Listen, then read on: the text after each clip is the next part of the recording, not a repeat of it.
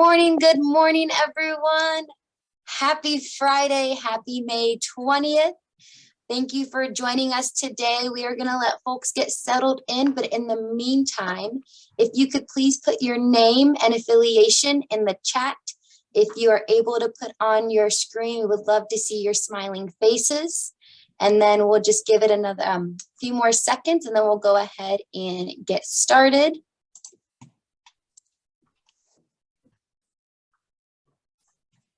And this meeting is being recorded similar to all of our other GSPAC meetings. We are Brown Act compliant. If you're not familiar with Brown Act, have no fear. We have an agenda item coming up here shortly to do a Brown Act overview.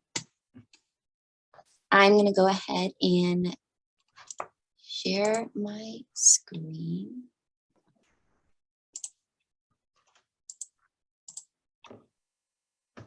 Can everyone see that okay? Great, thank you. Put it to your ear now. Okay. What do I do at 12? Give up. Once this is just work out with the phone. All right. So good morning, everyone. We'll go ahead and get started. It looks like we have the majority of our friends here in our Zoom room. So thank you all for joining us for our May 20th, 2022 Big Valley GSPAC meeting. Everyone should have access to the agenda. If not, it is on the Water Resources website, and I'm going to kindly ask William Fox to send the link to the agenda in the chat if you do not have access to it, but have no fear. We will have our agenda items labeled during this slideshow presentation. So I'm going to go ahead and get started. It is 11:04. We will call this meeting to order. I am going to do roll call of our returning GSPAC members. GSPAC members, if you're here and you're able to say here, please vocally say that. If not, put that in the chat and we will keep an eye out for that. And again, if you can turn on your camera, we would love to see your faces. So starting off, we have David Wise with the Bella Vista Farming Company. Here. Good morning, David. Good morning. Pat Scully with Scully Packing Company, and Pat did inform me that he is not able to join us today, and I just want to make sure that he is not able to join. Awesome. Peter Windrum with the Chai Council. I do not see Peter Windrum. Sarah Ryan with the Big Valley Band of Pomo Indians. All right. Scott Hornig with Special Districts. Good morning, I'm here. Good morning, Scott. Nice to see you.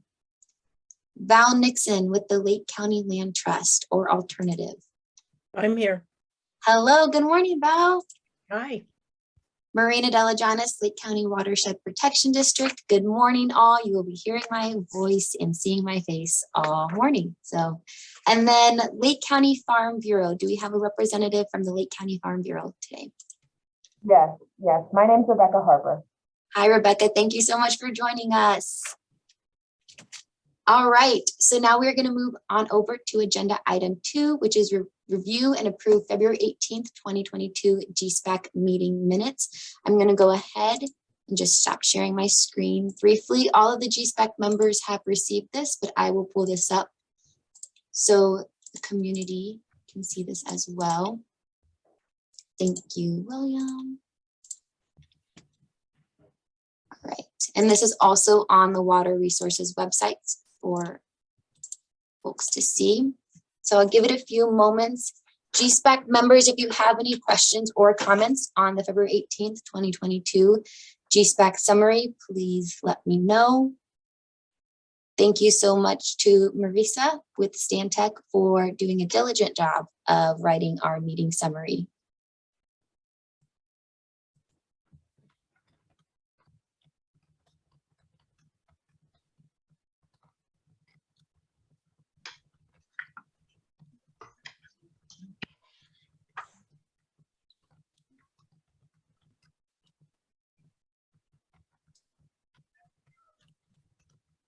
And if there are no comments or edits to the GSPAC February 18th, 2022 meeting summary, I'm looking for a GSPAC member to make a motion to approve the draft meeting summary minutes, and then followed by a second. Marina, I just had one small addition. Yes. It's on page 6, and it's the fourth paragraph where it's talking about something that I said there. I also wanted to say that, and I believe I did say that, that I also feel as though I'm representing farm workers, many of whom work for me, but others that I just know in the area. It's what I do, and we rely on them, and they rely on us, and many of them live in the basin and get their water from the basin one way or another. So I think about them when I think about what I'm the constituency I represent. So I just wanted to make sure that got put in there. Awesome. Thank you so much. Yeah, a very important addition, David. You did say that, and we will capture that. Make sure the meeting minutes reflect that. Thank you. But apart from that, I have no concerns, and I would move approval. All right, so David moved approval with the added clarification that we will make sure that gets put into the February 18th meeting summary minutes. Do I have a GSPAC member who will second the motion made? I'll second it. Val Nixon. Thank you so much, Val, and thank you so much, David. All right, go back to our presentation.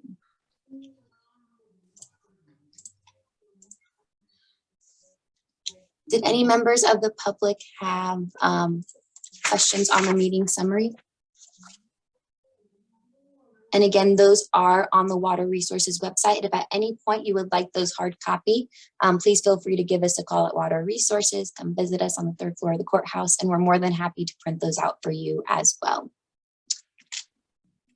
All right, so for agenda item number 3, we are going to try and move through this quickly. We will be taking any questions at the end, as we do have a timed speaker lined up for 11:15 and another one at 11:30. So myself and Water Resources Program Coordinator William Fox are going to be doing an update on our Big Valley Groundwater Basin.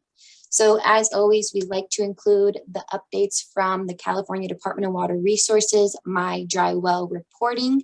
As of the last GSPAC meeting, we have one more dry well that has been reported through the My Dry Well tracking system from the state. We have not received any updates here at Lake County Water Resources Department on any additional wells.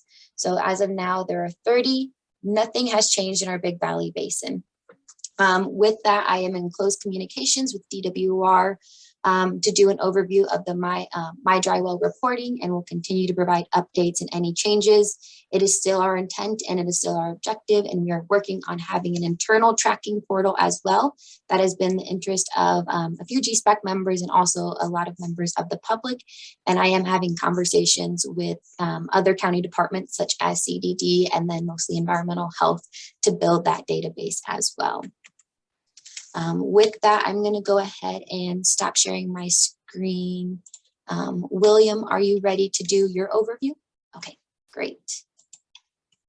Take it away, William. Hello, everybody. Can everybody see my screen? The Excel kind of tabs. All right, so I'll just run through this really quickly. Current groundwater conditions. There's about 8 wells that we monitor monthly. There's a couple more, but sometimes we have some unable to read conditions. So I'll go through this really quickly. You can see in the most northwestern part of the basin here, the conditions as of right now, they're almost the same as last year for O2C2, which is in the north or is the southern eastern part of the basin. We're actually getting a little higher this year, but still kind of following that trend. For O2H1, this well is very similar to the previous location. This well kind of following that same tab. O3R1, you can see the conditions this year for this well are pretty static. Again, higher than last year. O4, O3, which is in the center of the basin. Again, following the same trend line as last year. O9, L1, very similar, just a little higher than last year as well. 16E2. This one is in the, the orientation of the basin. The more western end of the basin here, following that same trend line, just a little higher than last year as well. And then finally, 08K2, again, in the more western end of the basin. And we were just a little higher than last year. So we can go in this more in depth if we have time at the end of the basin, but I just wanted to bring this up that our current conditions for groundwater levels are pretty characteristic of historic years and just a little better than last year. So it's good to see that even though we are in a drought, our groundwater conditions within the basin are pretty stable. And then in regards to our TSS, our technical support application, I can see Quinn Little's on the line here as well from DWR. He's been helping us push that application through for monitoring wells so that we can better monitor groundwater conditions as they relate to stream level decline, and then the deeper groundwater levels in some of the deeper aquifers within the groundwater basin, because most of the wells that we monitor are quite shallow, between 50 and 100 feet. So through this application, we'll be able to monitor water levels in some of the deeper aquifers and some of the different conditions. So that's about it from me. I will stop sharing my screen, and then hopefully we'll have time to go over questions at the end. Thank you so much, Will. I'm going to go back to sharing my screen. I hope you guys aren't getting too dizzy here. So just a quick update on Executive Order N-7-22 and then Senate Bill 552. So those are the largest two compliances that we are tasked with complying with as it relates to drought. And if folks have been following along to the Board of Supervisor meetings, I have gone up there a few times to outline the path that we at the county are taking with these two compliances. And we are actively working with the state, our friends at the California Water Board, and then also DWR, to make sure that we have resources and the support and guidance we need to comply with those two executive orders and Senate bills. And again, working very closely with our friends with environmental health and community development, but it is definitely going to be a team effort. So stay tuned if you have any questions on that. Again, we are actively making sure that we comply with those two orders and those Senate bill. Feel free to reach out to us at Water Resource if you have any questions. I am taking the lead on that. So going forward, we have a special guest today, Miss Anita Grant, County Counsel here with Lake County, who is going to be doing an overview of the Brown Act and our GSPAC compliance. So I'm going to go ahead and pass it over to Miss Grant. Anita, do you need to share your screen or anything? You are on mute. I'm going to ask to unmute you. No, thanks. I don't need to share the screen. I do have a top 10 points for the Brown Act that I'm happy to provide if anybody wants it. I'm going to try to keep the mandates under the Brown Act quite simple, because the Brown Act itself can sometimes be complicated. It's less so for advisory and the subcommittee type organizations such as yourselves, but it's been since 1953, I believe, the Ralph M. Brown Act was adopted, and it's essentially designed to be the guardian at the gates. It is designed to respect the fact that the business of the public is always the public's business. They're entitled to know what's happening. They're entitled to know why it's happening. They're entitled to participate by asking questions or making comments. If you can respect those expectations and entitlements, you'll have a relatively simple time with the Brown Act. For your committee, because closed session is really not available to you, your committee discussions, however uncomfortable they may be, would take place in an open meeting. You know, democracy can be messy, so all the warts and pimples, all those have to be shown and discussed. And that's actually how democracy works best. So the requirements under the Brown Act are intended to establish the parameters of every legislative body's relationship with the public. Here's what the public's entitled to expect. Here's what the legislative body must do. And the Brown Act only sets minimum standards. You can always do more if you want to. So the Brown Act obviously applies to a legislative body, and that can be the governing body of a local agency, or it can be a subsidiary body that was created by the governing body. This includes generally almost all boards, commissions, committees.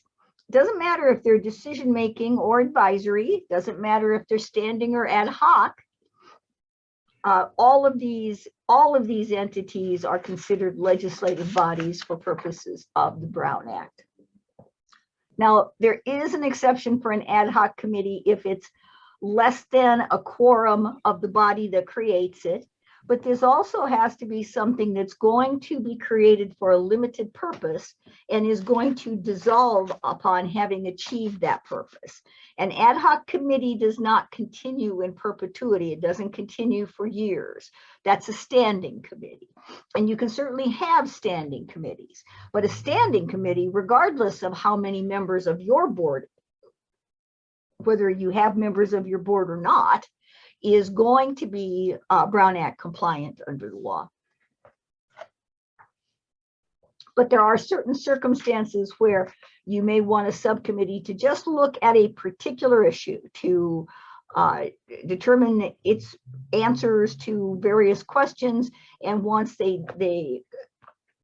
deduce those answers, then they'll come back to you. And at that point, that ad hoc committee would dissolve because its function would have ceased. And as long as you don't have members of your body on it, or more than one, in this case, maybe two, you wouldn't have to be Brown Act compliant. One of the major issues that confounds government bodies is, what does a meeting mean? And obviously, you know, today you're in a meeting and it has to be Brown Act compliant. But a meeting is actually any time there is a quorum of you, a majority of you together to hear, discuss, deliberate, or take action on any item within your subject matter jurisdiction. So please pay attention to that. To hear, to discuss. Doesn't have to be that you reach a consensus. It doesn't have to be that you reach a mutually agreeable solution. You just cannot do that. So you have to be careful when you're engaging in a series of communications. And the law has, there's serial communications, there's hub and spoke communications. Emails can be dangerous. For example, if Marina were to send a message out to all of you and 4 of you were to respond, I think we should do X. Now, what have you done? You've just set a meeting. You've had a meeting and you've come to a conclusion. And also, you're all in violation of the Brown Act. You can receive information. Marina can send you out information. William Fox can send you out information. But that's what it is. It's information. You don't attempt to coalesce. You don't attempt to have a discussion. Don't send out your viewpoint to the group at large. That's what these meetings are for, so that you can make your viewpoint known at that point. The spoken hub is if, and Marina, I'm just going to pick on you because you're running an excellent meeting and I know you're more than capable, and I don't think you'll ever do these things. So you're my safe pick. As say Marina goes to one of you and says, what do you think about X? And board member replies, well, I don't think it should happen. And then Marina goes to another board member and says, what do you think about X? I just talked to this first board member who says he doesn't think it should happen. Then she goes on and says, well, I just talked to 2. They all said they didn't think it should happen. Now, Marina can't violate the Brown, well, you're a board member here, so you actually could violate the Brown Act. But if as a staff person, a private person, a staff person can't violate the Brown Act, but they can inadvertently lead every committee or board member to violate the Brown Act.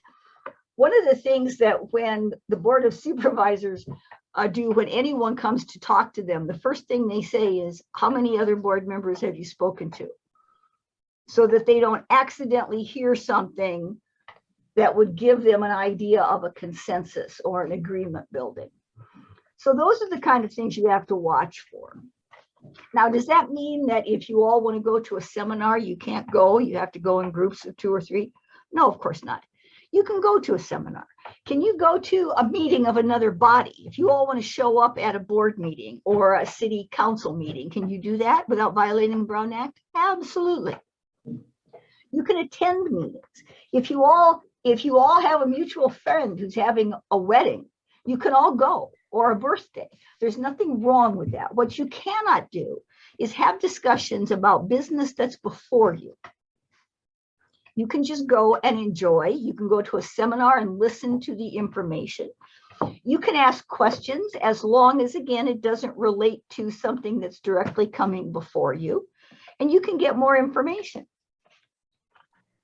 So it's not quite as limiting as sometimes people think. You can, if it were to come up as a body, you could give testimony to the grand jury. And sometimes it does, and there's nothing wrong with you doing that as a group. In fact, there's a special section. Now, most of your meetings, I'm assuming, are regular meetings, so the agenda has to be posted 72 hours in advance. The agenda is essentially your promise to the public. Here's what we're going to talk about. Here's what might happen. We're just going to discuss it. Discussion of X. We're going to discuss it, and we might take action. Discussion and consideration of action in regard to X. You tell the public what's on the line. Here's the subject. Here's what we might do. And now you're limited because that's the promise you've made to the public. If you put down, we're going to discuss something, you can't take action on it because you told the public you were just going to talk about it. If you think you might, but you're not sure, then put possible action or consideration. That's just telling the public you're not sure. It might come up. You might take action. That's the promise that you're making. You don't have to take a blood oath on these things as to exactly what's going to happen, but you do have to let the public know whether they care or not. Some members of the public, if they see discussion, they might think, well, I'm going to wait until I see them getting ready to take action before I participate. So that's what I'm saying about a promise that you make. You have to keep that promise. And the way you keep your promise is by adhering to the agenda strictly. It's what it says you're going to do, what you may possibly do, but it cannot go beyond that. It cannot go beyond the subject matter of that particular item. If you're going to put down a discussion about Pluto, you can't also talk about Mars. Though I don't know how you could have one without the other, but no, I'm kidding. I have no idea. I'm not an astronomer. Okay, so you may have something that comes to your attention, something, for example, a grant opportunity that is one of those, oh, this grant opportunity just came up. It's only open for a limited period of time. And you want to get your body's take on it, whether you want to make a recommendation. Now, you can do what the law calls an extra item. And that means that 2/3 of the people, of the members present at your meeting, or unanimous if less than 2/3, have to determine that action is needed urgently. And you have to make 2 findings. There's a need to take immediate action. In other words, it can't wait until your next meeting. And the need for action came to the attention of the agency, your body, after you posted the agenda notice. So something came, you post on a Tuesday, Wednesday morning, you find out, oh my gosh, there's this great grant opportunity. Now this could be presented as an extra. And you'll notice that the vote, 2/3 of the members present, that's much more than a simple majority. And the reason why is because it's going to be a surprise to the public. And again, your agendas are supposed to be your promise to the public of what you're going to do that day. So this is the only time that you can deviate from that. And again, it requires a supermajority in order for you to do so.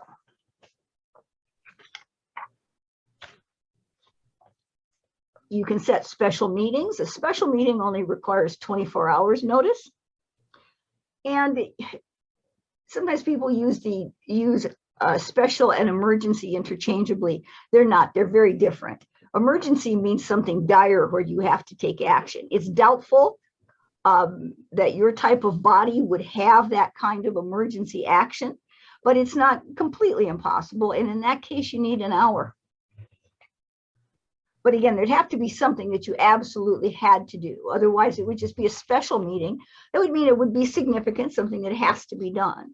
But it's kind of degrees on a scale. You do have to post your agenda for 72 hours for the regular meeting, as I said. Normally, if you post outside the courthouse, that's going to hit it. The hours that tally up have to be the hours the public actually has access to the agenda. So if you were posting it inside a building and that building was closed from 5 until 8 the next morning, you can only count the hours it was actually open to the public. If you post the agenda outside, that's 24/7, and your 72 hours can run that way. You do have to also post on the internet if you have a website. And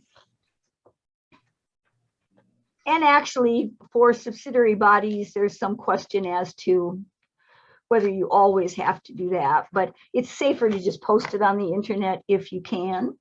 Now, what happens if you have a minor error on the agenda? Say you're looking at having a presentation by David Peters, and it turns out it's Peter David. Do you have to scrap it? No. That's a minor error you can correct. The presentation doesn't change just because you mixed up the names. You may put down something, a date of a seminar, for example. You might put on that you're going to host a seminar, and that seminar is going to occur on July 1, 1952. Well, people know that's a mistake. So you correct it when you have the meeting, and you just say this is a typo. Now, if you say that you're going to host a seminar or a workshop on one topic, and it turns out to be a totally different topic, now you've got an issue, and you're going to have to redo that because that's substantive, and that goes to the merits of what you do. Typographical errors, you have some leeway, again, as long as it doesn't change anything or it's obvious. And again, if somebody puts 1952 down, unless they're a time traveler, they're going to know that it's an error. Now, if people want to come in and have a recording, you have to let them. Broadcasting, even, as long as it doesn't create a persistent disruption of the meeting, like somebody's trailing a camera all over and you can't concentrate, those kind of things. Everything that's in your packet is a public document as soon as it's provided to you. Okay, so once you've got it, the public gets to have it. Now, participation in these meetings, as you know, there's public comment on any item that's on the agenda, and that's true whether it's an action item or not. I know people will say, well, the public doesn't have to comment on it if it's not an action item.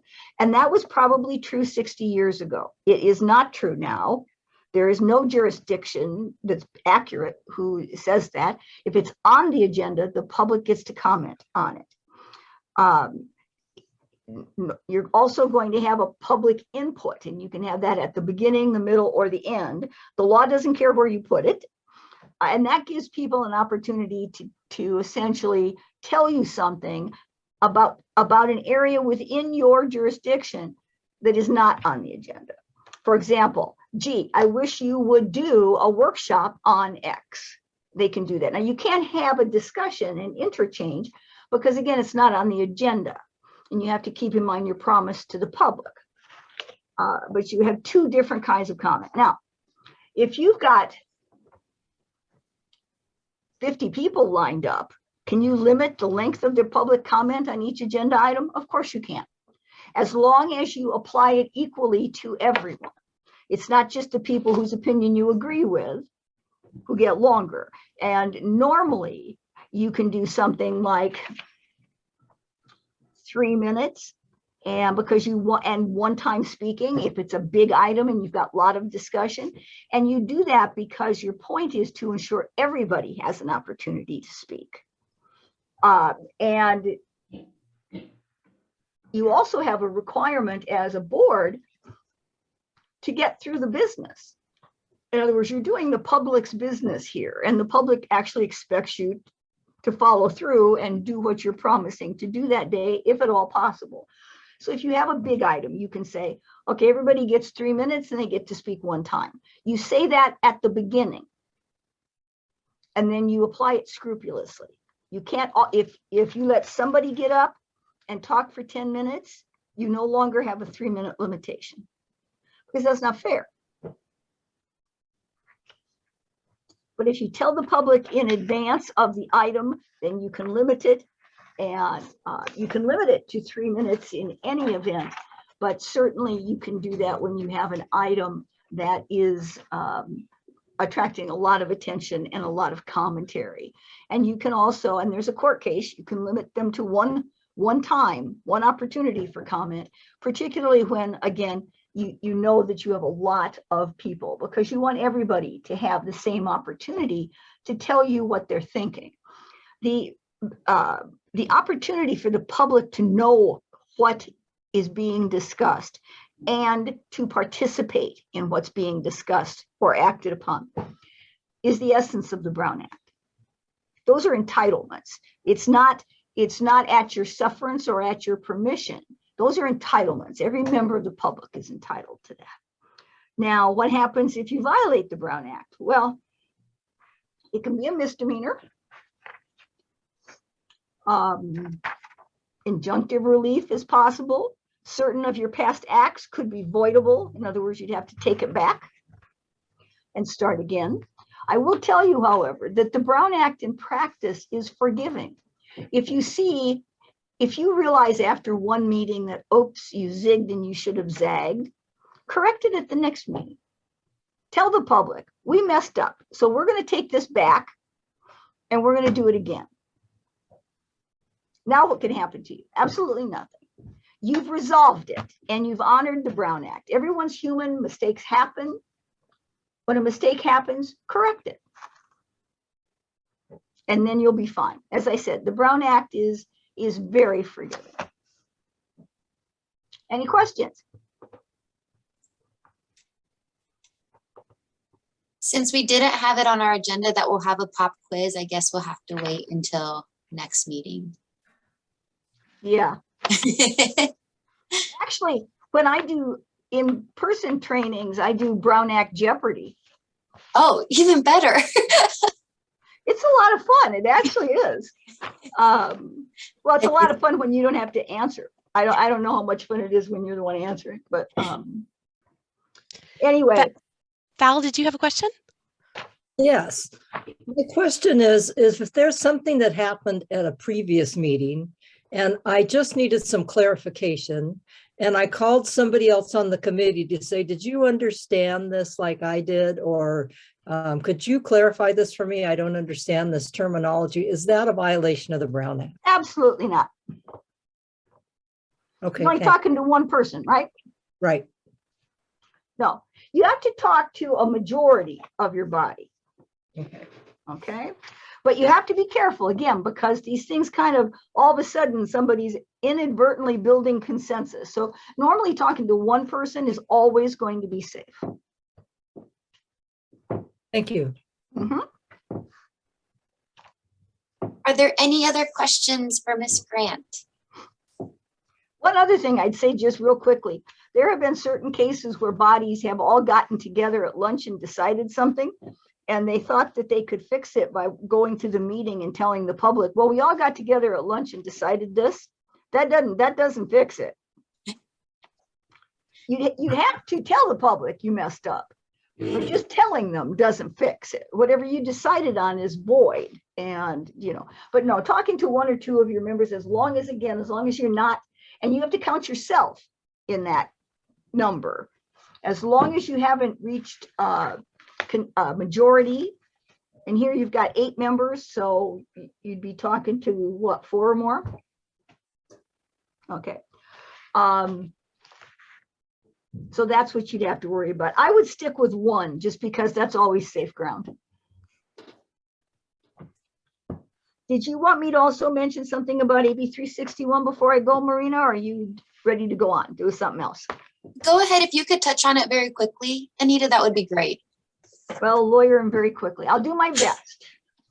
Okay, so AB 31 requires a findings by majority vote by your body within 30 days of the first time you do it and every 30 days thereafter. And what you have to do is make findings that you have reconsidered the circumstances of the state of emergency, i.e. there's an ongoing state of emergency, and one of the 2 following circumstances exist.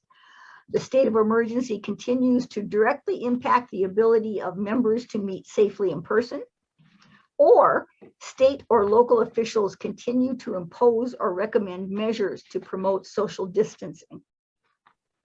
Now, one of the issues you have is as things loosen up with regard to masking, with regard to social distancing, these findings are going to get more and more difficult to make. So right now, I think you're safer to do all of one or the other, either all meet in person or all go by Zoom. But again, you have to be able to make those findings every 30 days. If you don't meet every 30 days, you make them anew each time you meet. But it either has to be that the state of emergency directly impacts your ability to meet safely, or state or local officials continue to impose or recommend measures to promote social distancing.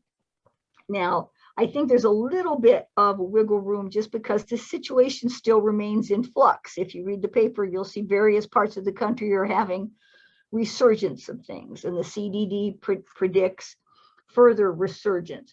One of the things that becomes more difficult is to do a hybrid where some of you are gone and some of you are in person. And the reason why is if there's a danger, it applies to all of you. The only time that might be possible is, well, it would be possible if one of you believes that you might have been exposed to the virus. Then you can participate from your location because that's part of the need for social distancing when you might have been exposed. So you could do something under those circumstances, but there is no allowance for, I don't want to come that day, or I've got to wait for the washer repairman or whatever. However, just so you know, there's 2 bills pending in Sacramento right now that would give that kind of flexibility. And they're AB 1944 and AB 2449, and they're both still live. In other words, they're both still going through the legislative process, and they would allow, there's still going to be some requirements for it, but it's going to give you more flexibility. You're not going to have to tie it to a disaster or a pandemic. So you might want to be reading those, and if you support them, make that known to the people in Sacramento. Now, there's another kind of hybrid where you would all appear in person and the public could appear via Zoom. Well, that's actually completely okay. There's no issue at all with that. And Zoom seems to work out very well for members of the public who either can't or don't want to drive from a distance to attend the meeting, but still want to know what's going on and be able to ask questions and participate. Okay.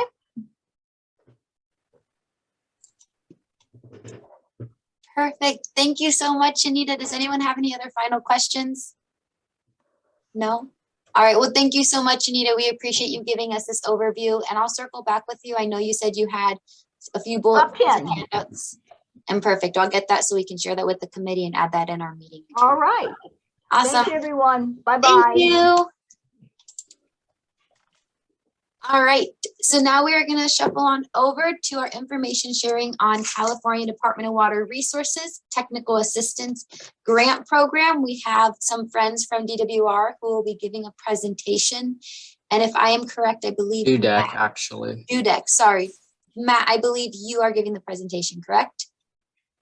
Yes, with Claudia Font, who is also online, and she will begin the presentation. All All right, and I do have your slides. Would you guys like to do your share screen, or do you want me to put up the slides that you have provided? You can put up the slides, Marina. Perfect. All right, so I'm gonna go ahead and share my screen, and you guys can start whenever. Okay, sounds good. Good morning, everyone. My name is Claudia Flores, and I'll be presenting with my colleague, Matt Nashley. We're here to talk about Proposition 68 Technical Assistance Program for Tribal Governments and Underrepresented Communities. Next, please. So first, I'll provide an overview and talk about the purpose of the Technical Assistance Program. Next, please. In the state of California, tribes, tribal communities, and underrepresented communities are disproportionately affected and face many challenges in accessing clean, affordable, and sustainable water, including groundwater, due to natural or human activities. Next, please. This is a Department of Water Resources Technical Assistance Program, and the department recognizes the challenges of tribal governments and underrepresented communities, such as not often being included in discussions related to water resources. Next, please. Oh, sorry, previous, please. So the Technical Assistance Program will do three main things. First, we'll identify and prioritize tribal and underrepresented communities and tribal governments. We will then communicate and engage communities through workshops and provide needs, risk, and vulnerabilities assessment. Then we'll provide technical assistance services in communities and water systems. Next, please. And now Matt will talk about the geographic boundaries of the program. Yeah, good morning. The program has specific boundaries within which it will provide services. And this map shows the groundwater basins and counties included in the Central Coast region. And we'll explain the coloration of the map a little bit later in the presentation. Next slide. This shows the Central Coast region and the counties included. Next slide. And finally, the Northern California region in which Lake County is located. Next slide. So the tribal government boundaries include the entire state and are defined as shown here. Next slide. As you all know, Lake County includes several groundwater basins, some of which are listed here. Of those, only Big Valley Basin is of medium priority and required to comply with the Sustainable Groundwater Management Act, or SGMA. And in compliance with SGMA, the Big Valley Groundwater Sustainability Agency has completed the Groundwater Sustainability Plan and submitted it to DWR. Next slide. So Claudia will talk about the program's communication and engagement plan. So we developed a communication and engagement plan to help implement this program. And the plan ultimately provides a structure and strategy for community engagement with tribal and underrepresented communities. You can find this plan on our website, which we will provide at the end in the chat. Next slide, please. So part of the tools we use to outreach communities include mailing letters, sending emails, having calls, creating videos and animations, using public service announcements, creating flyers and brochures, and utilizing social media platforms such as Twitter, Facebook, Instagram, and TikTok. Next, please. And now Matt will talk about our heat maps. Right, so the next slides show the methods that we've used to identify and prioritize regions, communities, tribes, and water systems for the program. Next slide. Oh, sorry, previous slide, I think. Right. So the heat maps created for the program are maps that use colors to identify the areas of increasing need in regard to water issues. They use several identifying characteristics to evaluate the need. The tools that have been developed are flexible and can be adapted to changing program conditions and priorities. Now, next slide. So the primary criteria used for prioritization in the program and for creation of the heat maps are water system compliance with state regulations, threats to drinking water and groundwater, Department of Water Resources basin prioritization, and the median household income. Next slide. A prioritization tool was prepared using publicly available data sources, for example, Human Right to Water database, CalEnviroscreen, and the Sigma Data Viewer, MyDryWell, those types of tools. This slide shows the user interface of the tool with the ranking criteria to the far left.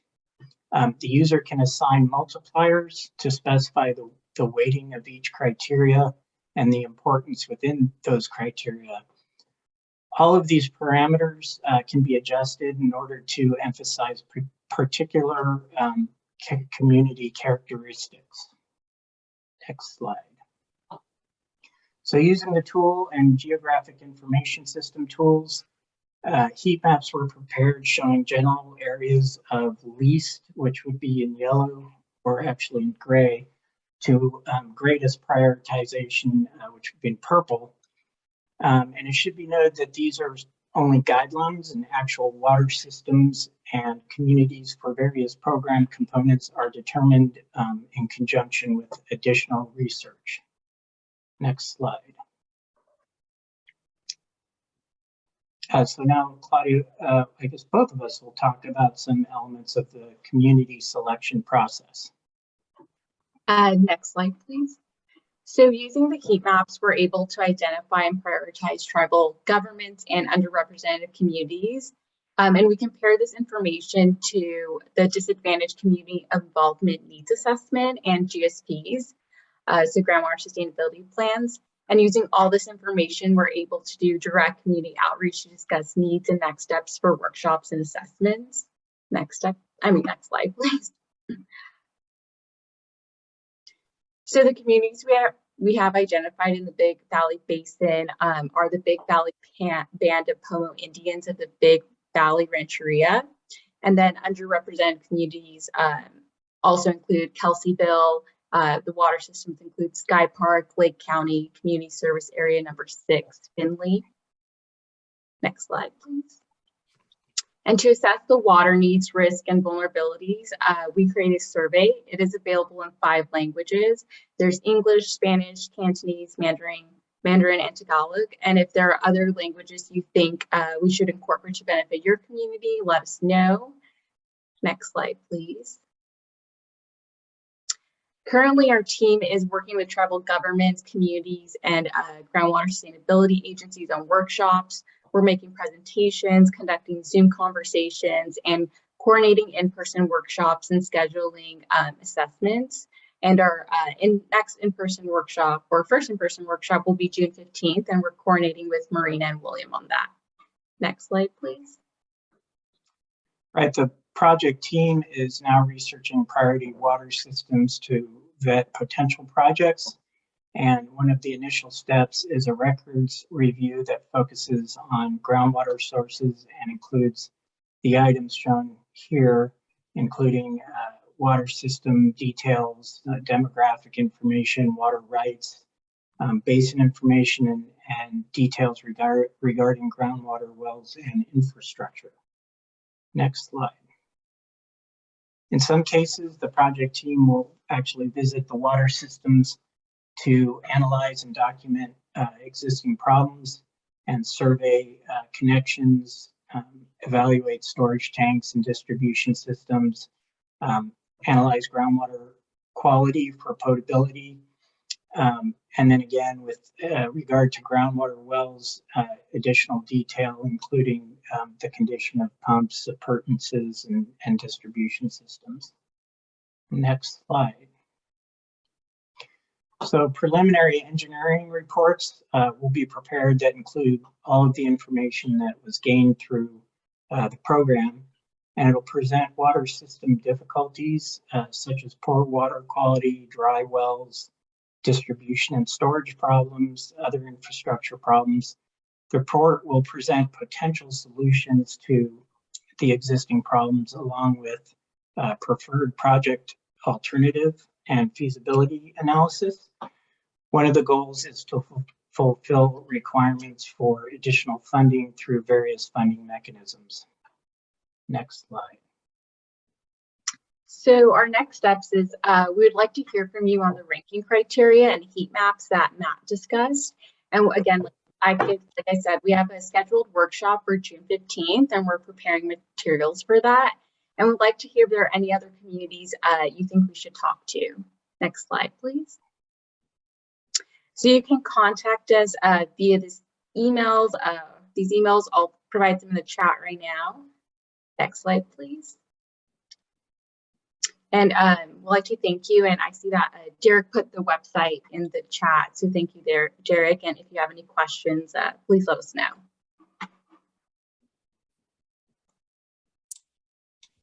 Awesome. Thank you so much, Claudia, Matt, and Derek. Do we have any questions for any of our speakers today regarding this program and the anticipated workshop that will be taking place next month? I see Sarah Ryan has your hand raised. Go ahead, Sarah. Hey, good afternoon. And I came in late, so I didn't get a chance to introduce myself, especially for you new folks, or for the folks that just were speaking. But I do work for the Big Valley Band of Poma Indians. We're on your slideshow. One of the tribes that are in the county, one of the 7 tribes in the county. And I guess I'm just looking forward to hearing from you. We do have 2 public water systems that are ground well fed, and they are distribution level 2 systems. But yeah, I really hadn't heard about your program, and just looking forward to what kinds of evaluations that you might be able to do for what we have. And I'm wondering, in terms of the workshop, is that something that is happening? The June 15th workshop, has the invitations for that already gone out? Like, is that happening? Okay. And is it going to be online or in Board of Supervisors off building, or do you know? Because mainly, if one of the things that we didn't have with development of the GSP was DAC involvement. So there's not a lot of time to get DAC. So I'm wondering what your plan is to get more of them involved. Yeah, so Sarah, I can speak to that a little bit. So our plan is to have that in person. We will be sending out mailers and then also posting all the information online. We'll have a press release, doing proper outreach, and then of course leaning on our GSPAC members. If we can print out any hard flyers for that, get that out there as well. We want to make sure we reach the appropriate audience. So really making sure that we reach all avenues of getting that word out there, not just posting it online or doing a press release, but also having hard copies too. If we could put those hard copies also, whether it be on any buildings in your community, or I know, for example, the Farm Bureau as well. David, if you could take some flyers too, to make sure that we really get the word out there. So that is the intent when we are planning on doing that outreach and that notification soon, because we do want to give ample time to make sure that folks are aware of it. And if we have recommendations of where the hard copies should be posted, we just send that to you? Yes, please let me know. And we're more than happy to place those hard copies too. We can go out there and do that. Sounds great. Thank you.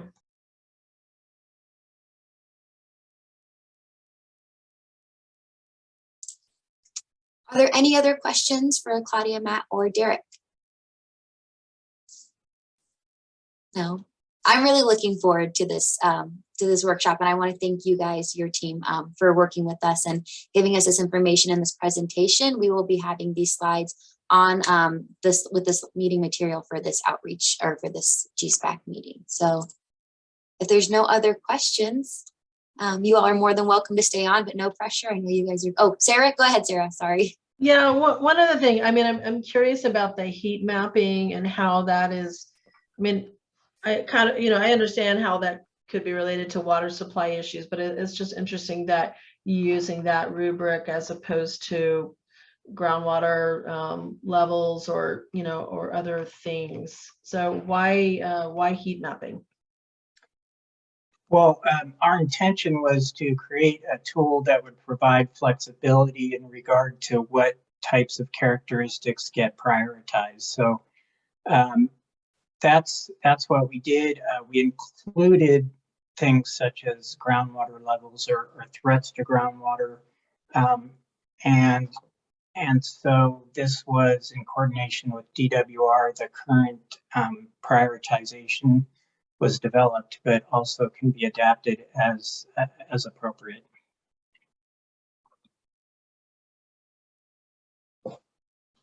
All right, thank you. All right.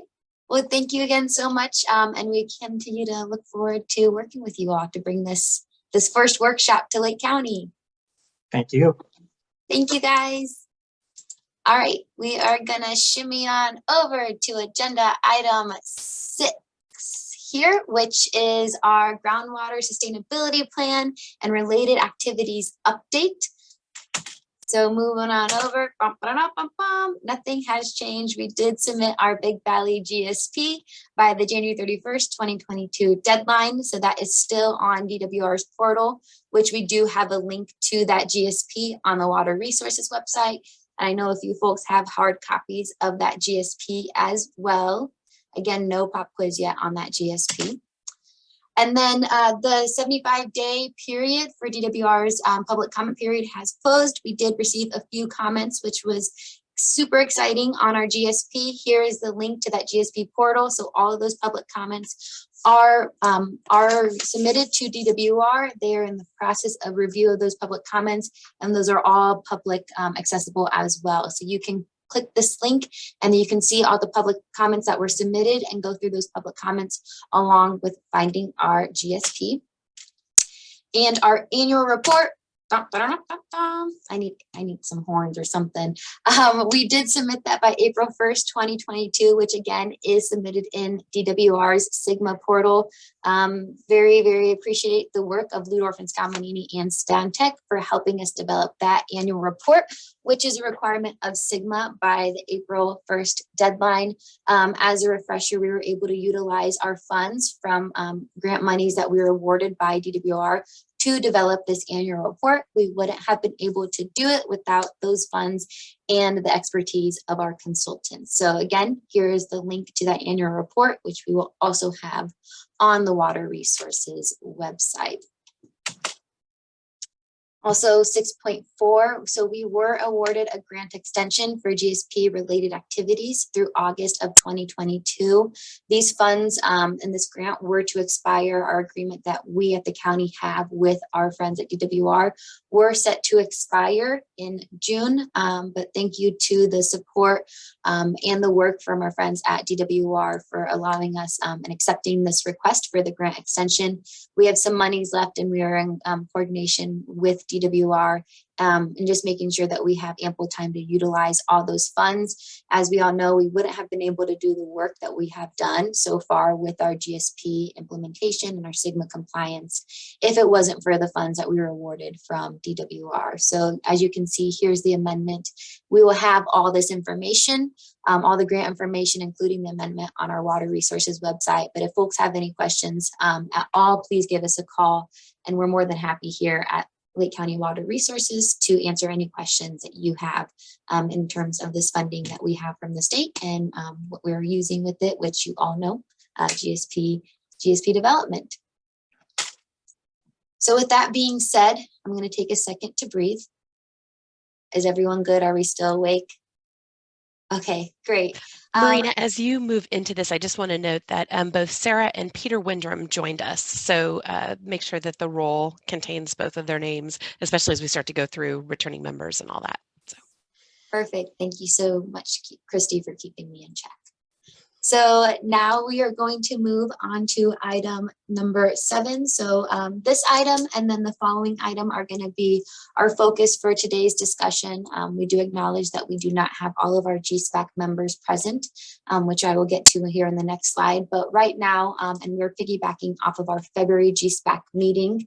As we know, we have been informed that not all the members that were in our GSPAC last year are coming back. So our objective is to fill those seats with the priority of filling our disadvantaged community seat that we have been missing this entire time and the additional seats that we will be planning on filling.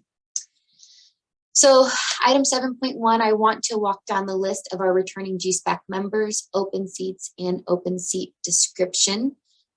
With that being said, I do have Peter Windrum. I don't know if you're on the call with us or if you're active. Peter. I am here and I'm on the call. This is my last meeting, for personal reasons, having absolutely nothing to do with this subject matter or the importance of this committee, but for other reasons. And so as of the end of this meeting, my seat will be vacant. And thank you, Peter, for all your work along with every other GSPAC member. But I did want Peter to share that announcement personally. As we all know, Peter represented the Chi Council for the Clear Lake Hitch and has been a huge asset to our GSPAC and input regarding the hitch. Always appreciate your expertise. So thank you, Peter, for your work, and we'll definitely miss you. You're more than welcome to join as a member of the public moving forward. We would love to see your face. Thank you. So with that being said, let's go ahead and walk down through the list. So as you can see here are the beneficial user categories that we have. We'll prioritize the seats that we currently have and the returning GSPAC members, and then we will go through and I have a description for each of the open seats that we have, and that's where I'm going to be really leaning on our GSPAC members to engage in that dialogue. Our intent right now, again, outlining the seats that we have. Since we have GSPAC members missing, we will not be doing a consensus seeking of filling those seats today. As stated in our February GSPAC meeting, what I will need is in writing. It can be hard copy or via email sent to me if anyone is interested in filling those seats. And then the plan will be is to call a special meeting with our GSPAC members, look at the interested representatives that we have, and then do a consensus seeking of filling those seats. So with that being said, we have agricultural users, we have Lake County Farm Bureau. Previously, Brenna Sullivan did fill that seat, but Brenna did take another opportunity elsewhere. So again, Brenna was a huge asset to our GSPAC, and I believe we have Rebecca Harper here. Rebecca, you will be filling in for Brenna Sullivan on behalf of Lake County Farm Bureau. Is that correct? Yes. Yes. Awesome. All right. So we will put Rebecca Harper's name in, and Brenna Sullivan did give us that notification well in advance that she would not be returning to the GSPAC, but Lake County Farm Bureau will still have a representative. So hello, Rebecca. We're excited to have you join us. Agricultural users, Scully Packing Company. We will still have Pat Scully represent an agricultural user on our GSPAC. Similar with David Wise from Bella Vista Farming Company. David will still be filling in our GSPAC as an agricultural user. As Peter mentioned, he will be departing us, so we will have an open environmental and ecosystem seat. We will have Val Nixon with the Lake County Land Trust still filling in for another environmental ecosystem seat. Similar to what we have been dealing with this entire time, we have a disadvantaged community seat. As we've stated, we've tried to get folks fill in on the seat. We have had no success, so this is our priority to fill the seat. And then the next slide, again, we have some descriptions of what we are looking for, but open to hear input and any recommendations from our GSPAC. And if any members of the public are on the call, again, more than welcome to chime in during public comment period if any of these seats may be of interest to you. Again, we had previously Sky Hoyt, who represented the private users domestic well owner. That seat is open. Again, that is another priority for us to fill, as we will be leaning heavily on that GSPAC member to do heavy engagement and outreach with our domestic well owners and the basin. We have another private user seat, which was previously Kyle Reams with Kelseyville Unified School District. That seat is open. We have Sarah Ryan with the Big Valley Band of Pomo Indians representing our tribal government. And then Scott Hornig with Special Districts, Urban Users, who will be filling in that seat still. And then Marina de la Janis, Lake County Watershed Protection District. I will be continue to serve on our GSPAC. So before I move on over to the definitions, are there any comments or questions from the GSPAC members regarding our returning GSPAC members, open seats and open seat, moving over to the open seat descriptions? Go ahead, Sarah. I don't know if this would be appropriate in right now or right after you go through the description, but it has to do with, I have a comment on the beneficial user categories. Go ahead and you can ask that now, Sarah. Okay. So this is something I've brought up in previous meetings, but I am assuming that the Board of Supervisors came up with the number of seats per beneficial user category. And you can see from this list that it's, there are more agricultural seats than any of the other beneficial user categories. There's only one disadvantaged community seat. There's one tribal government seat, one private user seat. And I do think that, if you look at the, if you look at population or you look at land base, it doesn't seem to match with the ratio of the beneficial user category. And I wanted to just put out there that if we want to have a more balanced group and a diversity in the voices, that we consider, I guess it would have to go back to the Board of Supervisors to amend the beneficial user category seats, but that's, I would like to make a request for that. So you would like to make a request to bring to the GSA to amend the number of sitting members that we have on the GSPAC, is that correct, Sarah?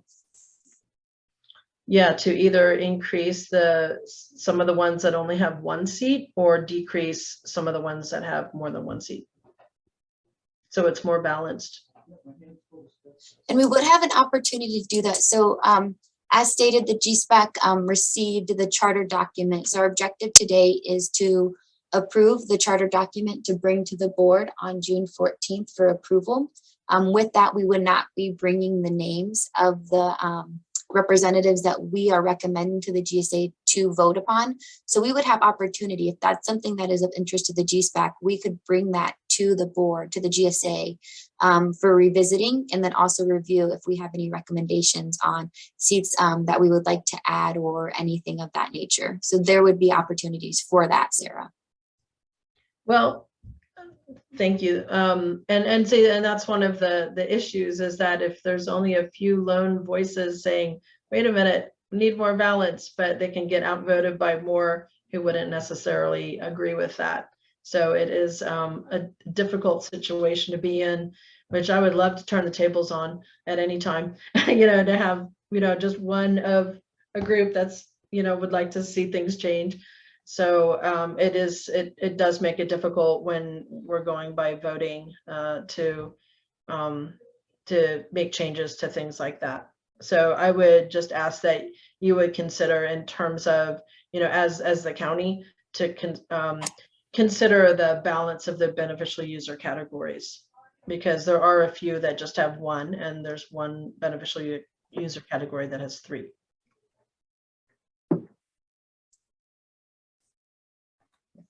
Thank you, Sarah.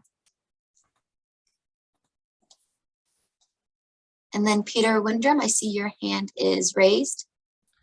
I just comment very quickly. It looks like there's a total of 11 categories there on that list, of which only 3 are agricultural. So I have a hard time seeing how that's giving benefit to when there are 8 other perspectives on the subject matter.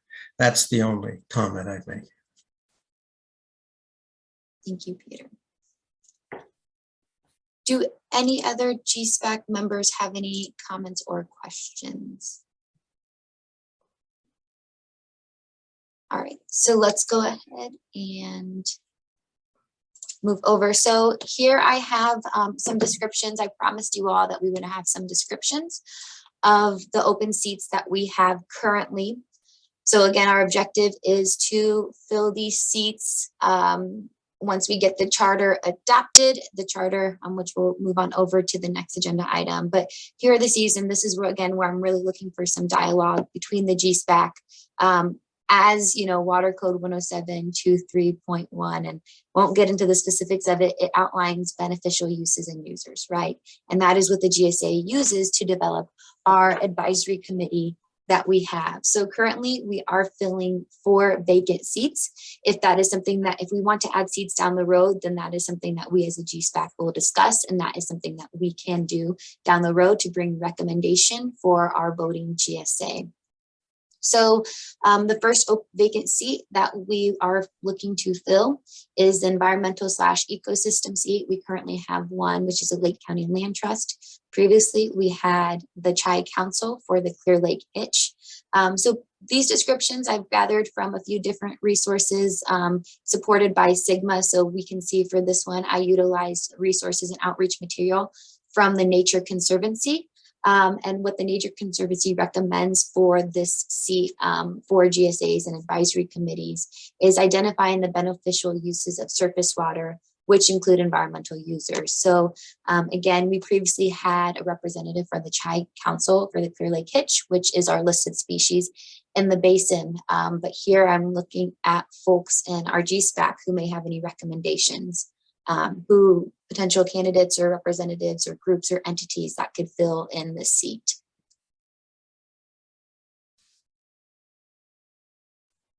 Go ahead, Sarah. There is a group called Lake County Climate Action Now, Lake County CAN, and I've reached out to one of their members to see if they'd be interested in being on this. There's also a the Sierra Club, or the Sierra Club Water Committee, which might be appropriate, and I've reached out to them as well. Perfect. So the Sierra Club Water Committee, that's separate from the Sierra Club, is that just a subcommittee of our Lake County Sierra Club, or is it a broader Sierra Club region? It is a it has Lake County representatives or participants, but it is, and actually there isn't, my understanding is in terms of Sierra Club, the local Sierra Club, that it is, I believe it's like a Lake and Mendo Sierra Club. I think it's more than just one county. So the water committee is a little bit broader than that. It includes Napa County. So, but it would make sense that the water committee person is a Lake County person, and not, you know, a Napa person. Right. And I agree with that, Sarah, because ideally we would have someone who has an understanding and knowledge of the hitch, since they are a listed species in our basin and they utilize the creeks in our basin. So that would be my objective, is to fill someone in who has an understanding of the hitch and its importance in our basin. With that, Peter, I don't want to put you in the spotlight, but I'm wondering if you have any input for a potential candidate to possibly fill your seat. Pardon me. I do not at the moment, but I'll continue to look for someone for that position. Okay, perfect. And then Sarah, if you don't mind, whenever you get a chance, if you don't mind sending me those contacts information so I can reach out to them directly to make sure that I have in writing their interest in possibly filling out those seats so we can invite them to any special meetings. Sure. What about clerk? Clerk seems to have a lot of people that test water. Might. We could reach out to clerk. And nobody else on the Chi Council, Peter? Just curious.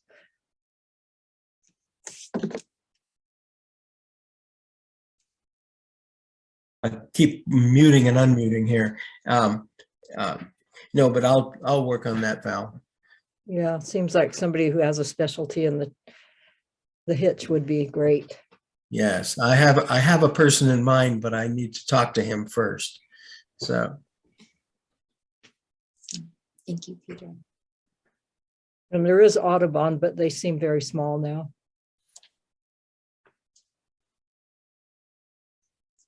And with these, again, we're discussing, so any and all recommendations, this is really up to our GSPAC. We have the ability to frame this how we want to. So again, I just want to encourage you. I appreciate Sarah, Val, and Peter, your work on finding people in the background. That's exactly what we lean on our GSPAC for, right? To lean on you all and your expertise for recommendations. Well, sort of as Sarah alluded to this earlier, but for me too, I sort of feel like I need a statement of what kind of commitment it is, exactly what is expected of people. I did notice that there is some information in the upcoming, we're going to talk about it in the rechartering implementation, but I sort of feel like we need to have something that's not much bigger than the sheet right here that we could hand somebody when we're talking to them and they could think about it rather than just standing there trying to convince them. Yeah, and that's something that, you know, during our last GSPAC, we did go through of, okay, how is this going to look now? How is GSPAC, and we always joke, say 2.0, right? But how is GSPAC in 2022 going to look compared to what it looked like last year? So last year, you know, it was very text heavy. We had you all, you know, very data heavy. We had subcommittees. We relied on you heavily to review the draft documents, help get folks engaged in public comment periods, etc. But this, you know, this point moving forward, we are really working on implementation. It's going to be boots on the ground. We're going to be leaning on these representatives for these different beneficial uses and users to be helping us create outreach material. What is your intention? What's your objective? You know, getting that outreach material, helping us host workshops. You know, for example, the domestic well owner, I really want to have someone who can be out there and be a voice, not only for that community, but also represent that community when we have these discussions. So it's going to be more boots on the ground. You know, we transitioned from a few meetings a month between subcommittee meetings and our monthly GSPAC meetings to now quarterly meetings. So not necessarily as meeting heavy, but really leaning on you all to take that initiative and to really build that outreach material and do that engagement that is catering to your community. So, you know, leaning on you all creativity, having us having us help us host workshops or information. If you're like, Marina, it'd be really great if we could host a workshop with all environmental uses and users and do a field trip out at Kelsey Creek or do this. And this is what I, you know, would really like to see. This would be a benefit to my group. Yes, I want to help you do that, but I'm going to be leaning on you. How can I cater to that community? How can I reach out to that community? How can I engage that community? And I see Christy going on mute now, so.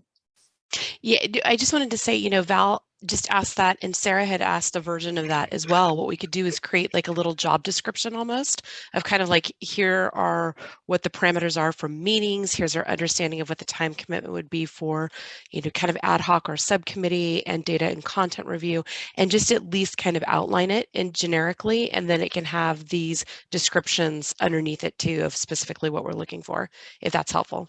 And then it gives you something physically to pass along to people either in an email or to hand them when you see them, if that's helpful. Thank you, Christy. All right, so we're gonna continue to move forward this because we have to get to our GSPAC rechartering. So our disadvantaged community, I know, like I said, this is our priority right here. So I was looking at a lot of the outreach material developed by DWR and other entities focused on disadvantaged and underrepresented communities. So DWR recognizes that there are groups or communities of groundwater users that have been historically and frequently left out from decision making with regard to sustainable groundwater management. So these groups include, but also are not limited to, disadvantaged communities, private domestic well owners, small growers and farmers, tribal communities, and communities on small water system. So here I would like to just highlight the difference. I know we've had some previous discussion between disadvantaged community and economically distressed areas. So a disadvantaged community is a group that is represented as census geographies that meet the DAC definition. And again, DWR does have our disadvantaged community mapping tool, and the majority of our basin is outlined as severely disadvantaged community, which is an SDAC, and disadvantaged community. In addition, those census geographies with an annual MHI, which is a median household income, is less than 60% of the statewide annual MHI. now an economically distressed area, which is under the Water Quality Supply and Infrastructure Improvement Act of 2014, also known as Prop 1. These data sets are used in the U.S. Census American Community Survey, the Employment Development Department of California. So the statewide median household income MHI for the 2012 and 2016 data set is 63,783. And the statewide average unemployment rate for 2017 EDD data set is 4.8. So I just wanted to highlight those two differences. I know we've had ample discussion throughout the past over a year of who to fill the seat in. So again, looking for any recommendations or any ideas off the top of our head on who can fill the seat for our Big Valley Basin. Are you asking right now? Yes. Oh, I don't have a specific person, but I think I gave both you and Christy lists of businesses in Kelseyville that are owned by Latinx people. And I thought maybe that would be a place to start asking. Yes, perfect. And I got those recommendations. So thank you so much, Val, for that. You sent those, I believe, after our February meeting. So thank you so much. And then Sarah, go ahead. Yeah, I'm thinking about with the disadvantaged community or underrepresented communities that, it also could be people who are just interested in surface water things that are fed by groundwater. So, it's not necessarily always going to be people with wells, but it's people who are using the waters that are, connected to groundwater that could be impacted by, poor groundwater management. So I'm kind of curious in the previous presentation regarding the technical assistance grant, like whether or not that I don't know how to pronounce it. Is it DUDEC? DUDEC, yeah. Okay, sorry. Whether whether they're kind of thinking outside. I can see like that list seems to be more potential large landowners or well owners and not so much communities. So, and this is, for disadvantaged community seat, it's groundwater users, but it's also surface water users that are impacted by groundwater, groundwater management. So it seems that it would be large, it would also be communities that use the water a lot. So I'm just wondering how to connect up with that. Or do you disagree? Well, and one thing, can I just interject? One thing that may be helpful is out of that June 15th, if it's an in-person meeting and the discovery there is about talking about the DACs, maybe that's a really good opportunity to kind of identify and to put that, we keep saying boots on the ground. You've got a heat mapping tool and we have an idea, but we don't have the actual pinpointing yet.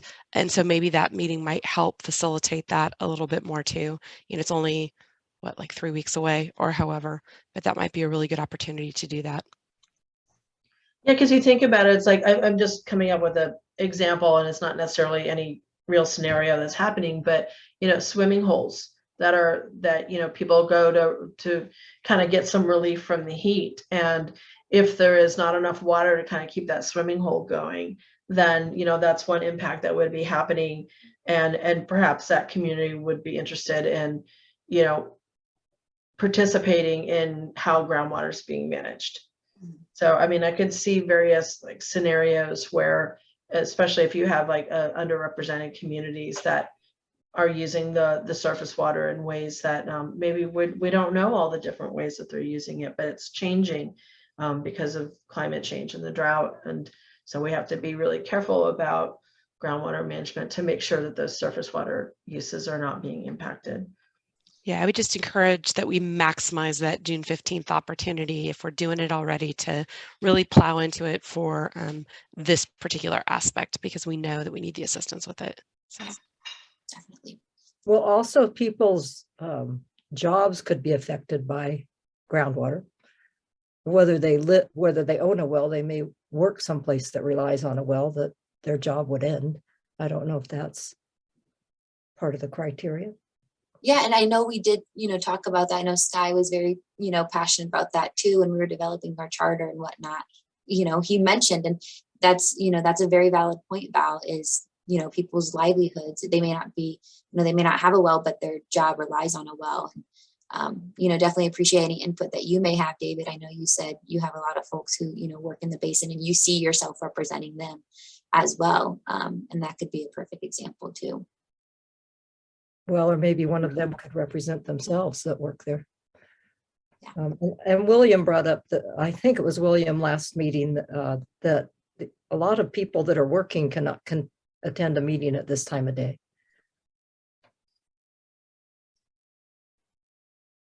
Peter, you put your camera on. Did you just want to say hi, or did you have any? Yeah, just a bit of a comment.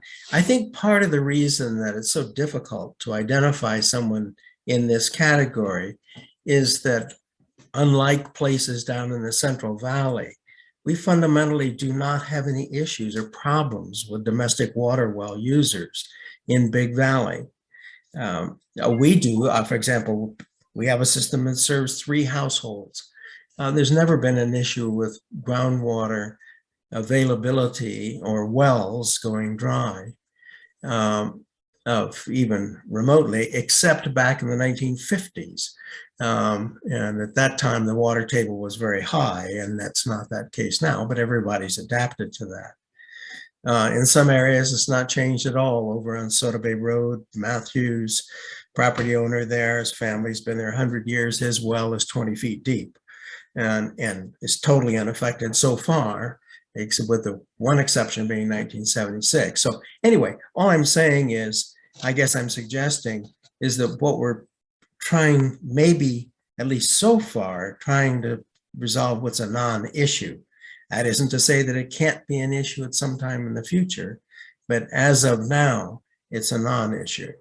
And that's part of the challenge, I suggest, unlike Central Valley that has those issues now. So I'd also like to interject too that I think that drought is going to push the envelope in a lot of ways that maybe groundwater levels haven't, because everything is so interrelated. So I think that as the summer draws on and things become more dire, I think that there may be more interest from people as well. So just something to note. But I really do think that June 15th opportunity, along with the good work that Val has done digging into some things and, Sarah's resources to bring to bear, I think that June 15th offers us a golden opportunity to really start to identify some things that will be helpful for the group. I would agree with you, Christy. I don't disagree with that. Yeah. Your comments at all. All right, so moving on down, private users, domestic well owner again. Sky was a huge asset to us, and what we're looking for this 2022 GSPAC is someone who can really get out there and help us engage with the domestic well users in the group. We know that it can be kind of difficult engaging with that community in terms of wells going dry or what have you not. So really looking for someone to fill that seat. Any recommendations, again, please send them my way. And then private users, again, previously Kelseyville Unified School District was our seat member for this. Which is any non-governmental entity not engaged in trade or business. So if there's any comments on both of those, feel free to share those now, but I do want to make sure we get to the charter. And again, is the GSPAC, just a heads up, like I said, my plan is to call a special meeting. It seems like after that June 15th workshop would probably be most beneficial after we have those dialogues to have further discussion before our next scheduled GSPAC meeting to possibly look at some of these candidates who can fill the seat for these vacant seats that we have. It seems to me there's a lot of domestic well owners that are concerned about cannabis. And I do know of a few domestic well owners whose wells went dry right after a vineyard was put next to their house. And I don't know if that's why it was during I can't remember the exact year that the last drought peaked, but So I think that there are people, domestic well owners, that are very concerned about their wells going dry. Go ahead, Will. Yeah, and I would just want to say, I think we really need to leverage this domestic well owner position to reach out about best management practices for maintaining your well, because a lot of the wells that I do see in the basin aren't maintained in the best way, are kind of left open, and a well can be a source of contamination of the whole aquifer. So it is important to make sure that we're reaching out and protecting the wells so they're not a source of contamination across the basin. And so kind of extending the life of people's wells too, because people's wells can go dry, not necessarily from the aquifer depleting, but from not maintaining your well properly, or as Val stated, there could be a large extractor nearby that impacts other domestic wells. So just because the aquifer is not depleting doesn't mean there aren't users at risk. So I definitely think that's an important position to fill. And I think for either the private user or the domestic well owner, I know that the Equestrian Club, we monitor a well in the most southern part of the basin, and they might be a good person to reach out to because they also use their well, that's their livelihood, to for their livestock and for their recreation. They have a big property, so I know that they could potentially be a good asset. Perfect. Thank you, Will. I almost said well. All right. So, okay. Any other comments real quick before we move on over?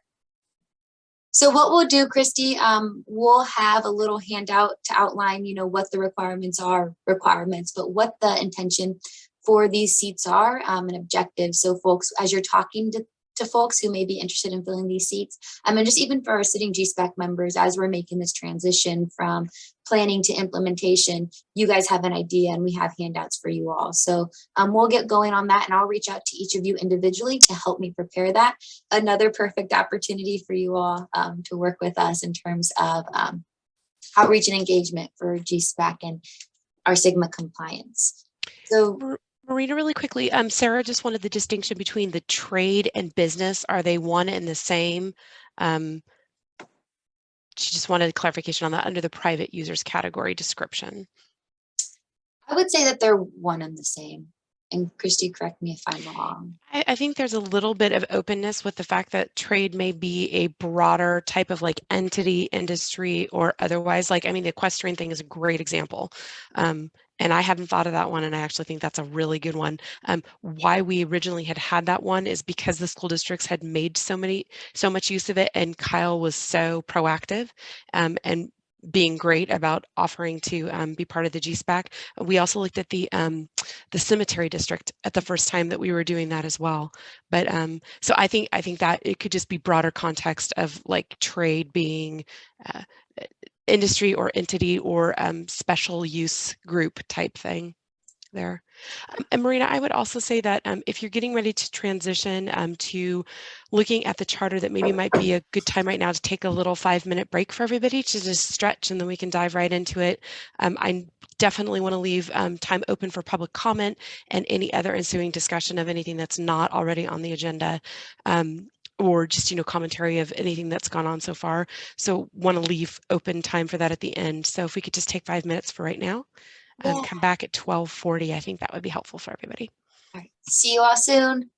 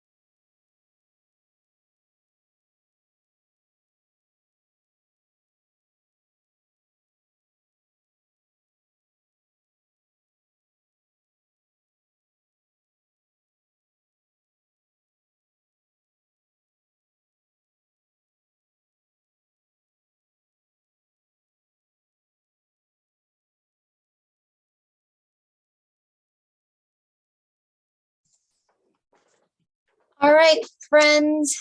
Now it's 12:40. I was going to say 1 minute to spare. If you are back, please go ahead and turn on your cameras. GSPAC members. I'm out of breath because I just ran. Not a wise choice in heels. Hi, Anna. All righty. We're getting good at that whole speed thing, huh? All right, and when I see Sarah and David back, we will go ahead and get started. In the meantime, I'm going to go ahead and share my screen. So GSPAC members, were you all able to receive the charter document, the updated 2022 draft document? Should have had a chance to review that. Yes. Perfect. Thank you, Val. All right. Are you guys looking at the draft charter?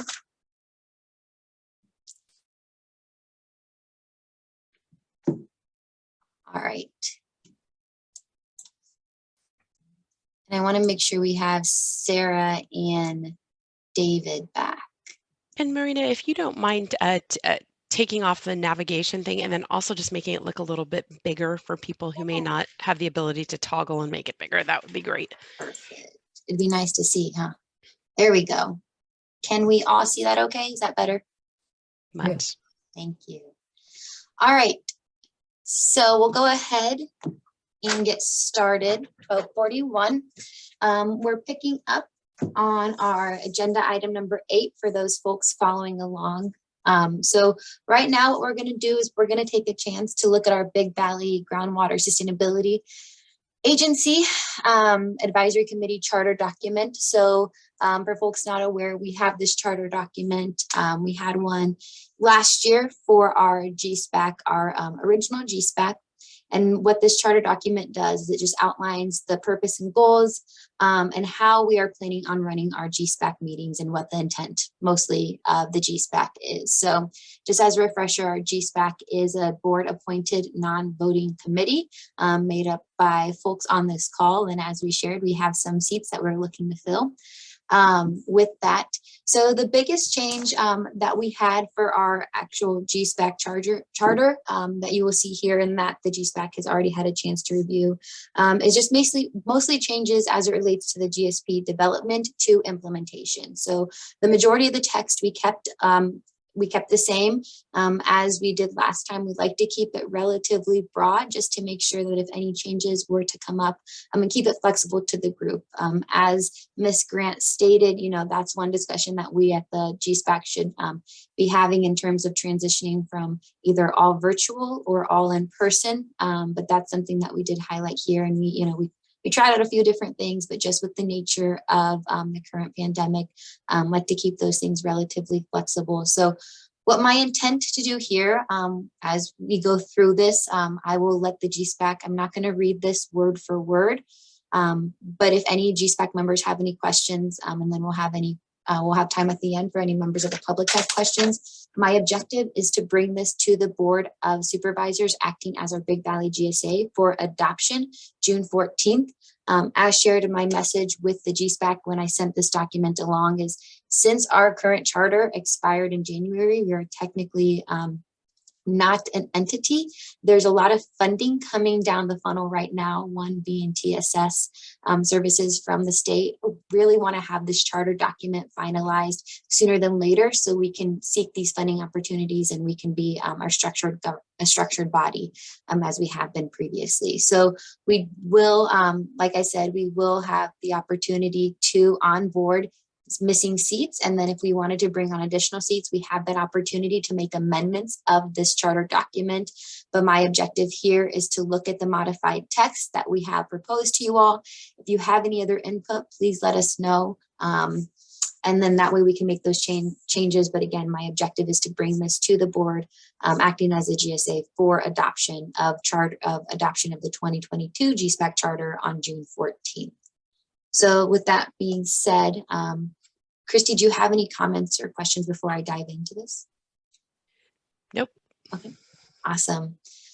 So as you can see, the majority of the changes here, for folks that are able to see, we have these changes outlined here. The biggest change in the text was from the planning of our GSP to now the implementation. So we have the introduction, as you can see, relatively the same here. And if anyone has any questions, if any GSPAC members have any questions, please feel free just to interrupt me. I'll keep an eye on the chart, but again, we have to get through this relatively fast. So I want to make sure we have ample time for Q&A.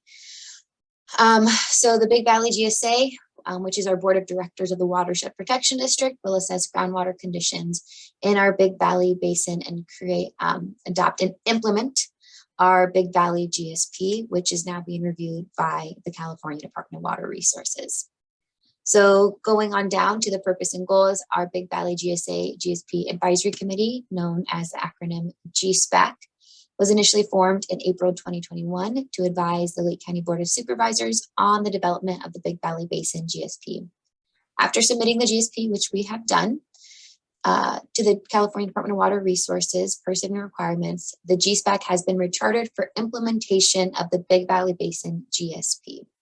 The intent of the GSP has remained the same, which is to provide community stakeholder perspective and participation in local segment implementation. And again, our focus for the 2022 GSPAC is to do more with boots on the ground and really help us with that outreach and implementation. Background and importance. The GSPAC was instrumental in helping Big Valley GSA move through the GSP development process, and the group will play a vital role in GSP implementation throughout the SGMA timeline that currently extends to the year of 2042. Go ahead, Peter, with your hand raised. Yes, under the background and importance, and it's just one little comment and suggestion. It is in the last sentence, actually, where it says the focus of the BVGSA, yes, is to maintain local management of Big Valley groundwater resources as stakeholders and the community work. And here's the point, the work toward this. Community work toward groundwater sustainability. The implication that I take away from that is that it's not now sustainable. And that has not been the history, I think, and the results of the technical study either. My suggestion is that instead of work toward groundwater sustainability, what we should say is work to ensure groundwater sustainability. I think it would be incorrect based on the work that was done by all the technical people and the plan itself, is that somehow that it's at this moment it is not sustainable. So that would be my suggestion. Instead of the word toward, we use the words to ensure. That's all. And then Sarah, I see your hand raised. Yeah, I completely disagree with that statement. And if you look at the comments that were submitted for the final GSP that was sent, there are comments from other entities that are questioning the sustainability of it. And certainly our own analysis of it question the sustainability of it. So I think to change it from toward to assume that it is sustainable is definitely premature. I'd comment the reverse of that. The proposition that it is not now sustainable right now is one that is not supported by anybody's facts. That's not conjecture. true. It's conjecture because no, it's anyway. Will has the information. It comes back up every year and has been fulfilled for the last. I think this is following the language of SGMA, and just because it was named a medium priority basin, all basins that are medium and above have to work on that path towards sustainability toward 2042, correct, Marina? Or yeah. So it's kind of just following the dialogue of the act, whether or not we all agree that the basin is sustainable or not sustainable. This is more just taken from the language of the act, I think. And so all basins that were deemed medium and above have to work on that path towards sustainability. Even though that the potential for there's certainly with drought and all those other conditions, as Christy pointed out, there's a potential that that actions have to be taken in light of those? Yeah, just because of its prioritization by DWR, all of those basins, that's why we did the plan, is because we have to ensure the sustainability. So I think it's more based on the language of the act. Working towards that path towards sustainability makes sense just with the language of the act and how we've been deemed a medium priority basin, even though there is data to suggest that we are sustainable now. I think it just follows the language of the act better. But Thank you, William. Well, I just want to point out it's more than just groundwater levels. It's also groundwater, surface water interconnectedness. And we do know that there have been wells that have gone dry in the Big Valley Basin. And even though this group might define that as sustainable sustainability, it's not. You know, I would say that there is room to have both. We could say something to the effect of, as stakeholders in the community work toward better understanding basin conditions and to ensuring groundwater sustainability. To ensure it means to always work toward that, but to say, because Sarah, one of the things I think that you want to get at too is about some of the data gaps that I know that that there was issues with as well, and that are noted in the GSP. And so to say, to better understand the conditions of the basin, and then to ensure groundwater sustainability would get at both of those things. Just a suggestion. Yeah, and sorry not to go back and forth, but you know, it was more than just data gaps. Our hydrologists also, in their evaluation of the model and basically the data that Stantec reviewed and developed, we disagreed with their take on the groundwater surface water connectedness and the impacts to that. So it's not just data gaps, but it's also the conclusions that were drawn from the model. For resolution for this, I would say that let's take a shot at reworking some of the language of it, but then also making sure that we're mirroring the language that appears in the GSP about basin current conditions as well.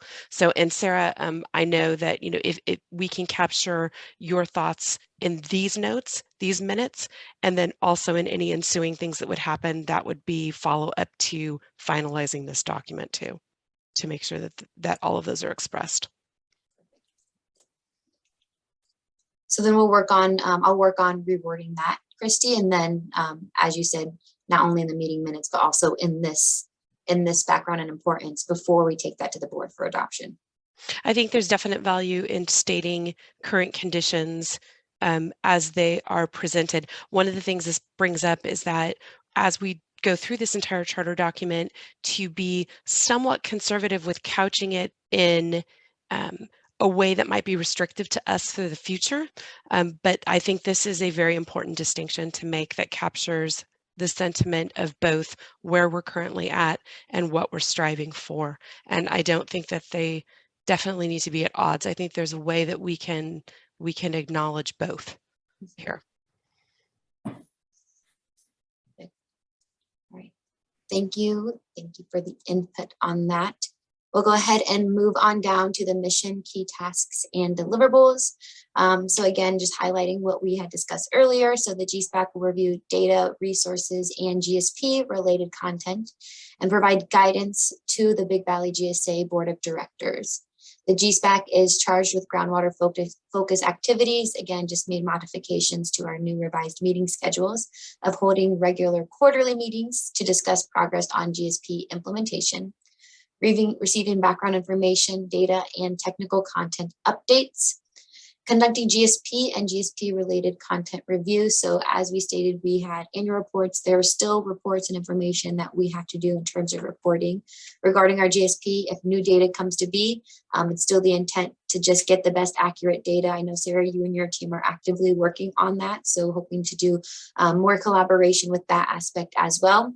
And then most importantly, providing community education and outreach and ongoing updates to the designated stakeholder groups they represent. So really leaning on you all to make sure that we hear and we represent those users that you represent. And then taking out, keeping a decision log of key issues, discussion items, and decision-making outcomes. Any questions on the mission, key tasks, and deliverable updates that we made? Go ahead, Sarah. Oh, you're on mute.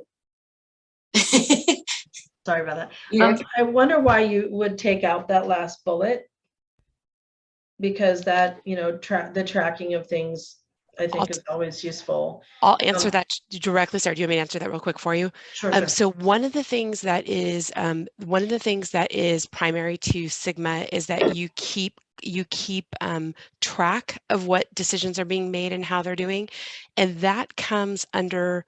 It used to be called a decision log, and then everybody kind of ditched that idea of having decision matrix and are capturing it in whatever way the local entity feels is most valuable for them.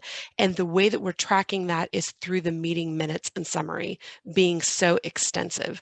So we could say, reviewing meeting minutes as a method of keeping, decisions recorded or something like that. But that's why that got taken out, is because just the decision log idea, it was in a lot of ISPs that we developed for basins and all that kind of stuff.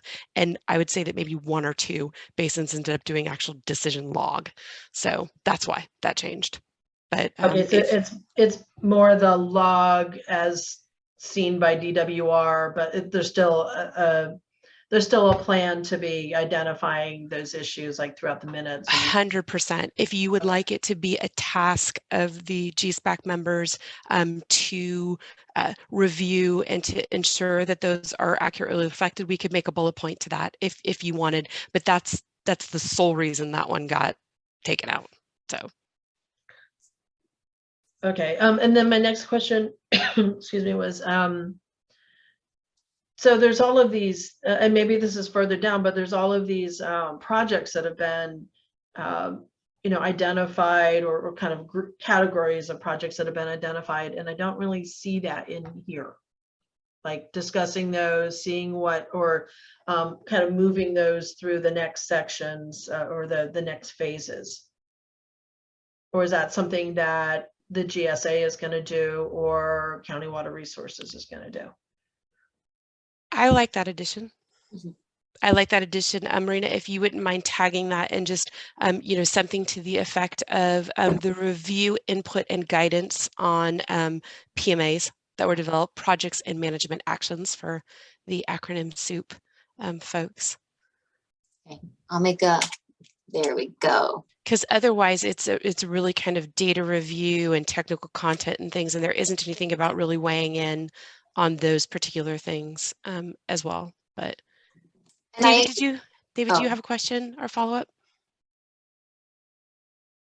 Oh, David, you're on mute. You're on mute too. Is that better? Yeah. So on the implementation generally, we've submitted this plan, but we don't know, or do we know when we'll hear back whether it's been accepted or not? And so in that sort of limbo phase, how far ahead are we supposed to plow? How much money are we supposed to start spending until we know that this has been accepted? Rita, do you want to answer that as far as the timing? I mean, it could be 2 years before we hear from them on what's going on. Based off of, Sarah, I saw, same, we're thinking the same thing. So based off of DWR's review from the first submitted GSPs, it took them roughly 2 years. Not quite sure on their timeline. They have way more GSPs to review this go around. So it could be anywhere from 2 years, but we're moving forward in terms of just seeking funding. I know they have implementation funding coming down the road. I know we've submitted a few projects for Westside IRWM to get funding for some of our top priority management actions. I don't want to wait. We should not be, and we will not be waiting until we hear DWR's comments to get funding and to try and seek these projects. So again, it could be 2 years, but doesn't mean that we're going to wait 2 years. So I see our implementation starting now. The second we submitted that GSP, so that's why it's going to be, like I said, that was just the starting line of actually doing the work. It started once we submitted that GSP, we were moving towards implementation. actively seeking funding. We still have discussions to have in terms of fiscal aspect and, and finding these funding opportunities as well. So we're not waiting 2 years. It could take 2 years, but. Right. But I guess the reason I'm asking is many, if perhaps not all of the early ones that were submitted from other more challenged areas than we are, were turned down or turned back with, you got to rethink this. Mm-hmm. And I mean, I'm one of the people who don't necessarily agree that we should have been classified as a medium basin anyway, but that as it may, but if we've submitted something that we think is adequate and addresses the issues, but then they come back and say something else, I just don't want to be signing up our basin and the people who are going to pay for this to do a bunch of things that we may end up, it may end up being a waste. So I'm not saying we should stop. I'm just saying, how do we get some sort of confirmation that we're doing the right things here before we spend a bunch of money? And David, I'm not sure if this helps in the immediate, and I don't know if there's an action item to put anything in the charter that's effective to that. But once you're a chartered group again, then the meetings can be specifically focused on, okay, what are we going to do with the PMAs? What are we going to do with funding and financing? Do we need to reestablish those subcommittees that we had on those things that we had before? So if that's helpful, like none of those things would be done without the collective group reviewing, going through, having the public input and all that about it. But, specifically focused for the charter, there wouldn't really, I don't think, be a place to put something that was that cautionary kind of piece to it here. And if we put in the PMA review as part of it, that's what we're saying, is that we're saying we want to take time to look at those things and how much they cost and what funding is available. So like the TSS is another great example, right? So William, did you have something else to add here? Yeah, I was just gonna say, I feel like we're at the point where we've submitted it, it's like you've submitted a project and you're having your peers review it right now, and we've gotten feedback from our peers, so we know a little bit of what some issues are based on the comments that we've received on our GSP. So I think it starts with that. We start kind of trying to address those comments, even though we haven't heard back from DWR. We still want to address some of those key issues that we know that have been pointed out already, and we need to get. It's not like we're taking public funds right now or tax money to implement those projects. We're trying to reach out and get grant funds to address some of those, whether it be data gaps, whether it be not having a DAC representative, whether it be not having different input. We're trying to basically leverage grant funds that are happening right now before we receive that answer from DWR, whether our plan is sufficient or not. But in the meantime, I think we need to start listening to some of those comments that we've received and trying to address those internally with funds that aren't going to be costing people in the basin, that are basically handouts from DWR or other funding agencies like DUDEC being those technical services. So I think we have a lot to work with right now, even though we don't have that decision from DWR. So who are those peer groups, and are we going to be hearing is this group going to hear any of those comments, William? They're posted on the Sigma portal, so they're publicly available. Okay. We've been reviewing them. Everybody, I think you can review them individually, or maybe we could have an ad hoc group to talk about them potentially. So we've started reviewing them internally for sure. Okay, thank you. And as William said, I just wanted to highlight what he said. I know we have to get going so we can get public comments, but just because DWR is reviewing it doesn't mean that we can't review it and address, try and address some of those things internally as well. So we're taking those comments into consideration, and it's going to be up to this GSPAC to, review those comments as well. And as we're reviewing these, PMAs, and I like that addition, Sarah. I think that's important, especially if we're seeking funding opportunity. Not only do we take into consideration our GSP as developed, but also the comments that were submitted, because we will be addressing those. It's our intent to address those as well. So I just wanted to highlight that. Well, and I think at all the next step things, David, that you're bringing up are exactly what's going to happen in the August meeting. I mean, that's the next step, is that you actually talk about where does it go from here, but first we have to make sure that we establish the GSPAC so they can be recognized as a formal body to that process. So. Perfect. All right, so going on down, another one of our tasks. Providing guidance to the Big Valley GSA Board of Directors and the Lake County Watershed Protection District, similar to what we did previously on groundwater related issues, activities, and community engagement. Moving on down to our outcomes, products, and recommendations of the group will be transmitted to the Lake County Board of Supervisors as the standing Board of Directors for the Big Valley Big Valley GSA. I serve as the lead for the Big Valley GSA, but really looking at you all, hopefully you guys can join me. I'm going in front of the Board of Supervisors in the GSA for some upcoming presentations.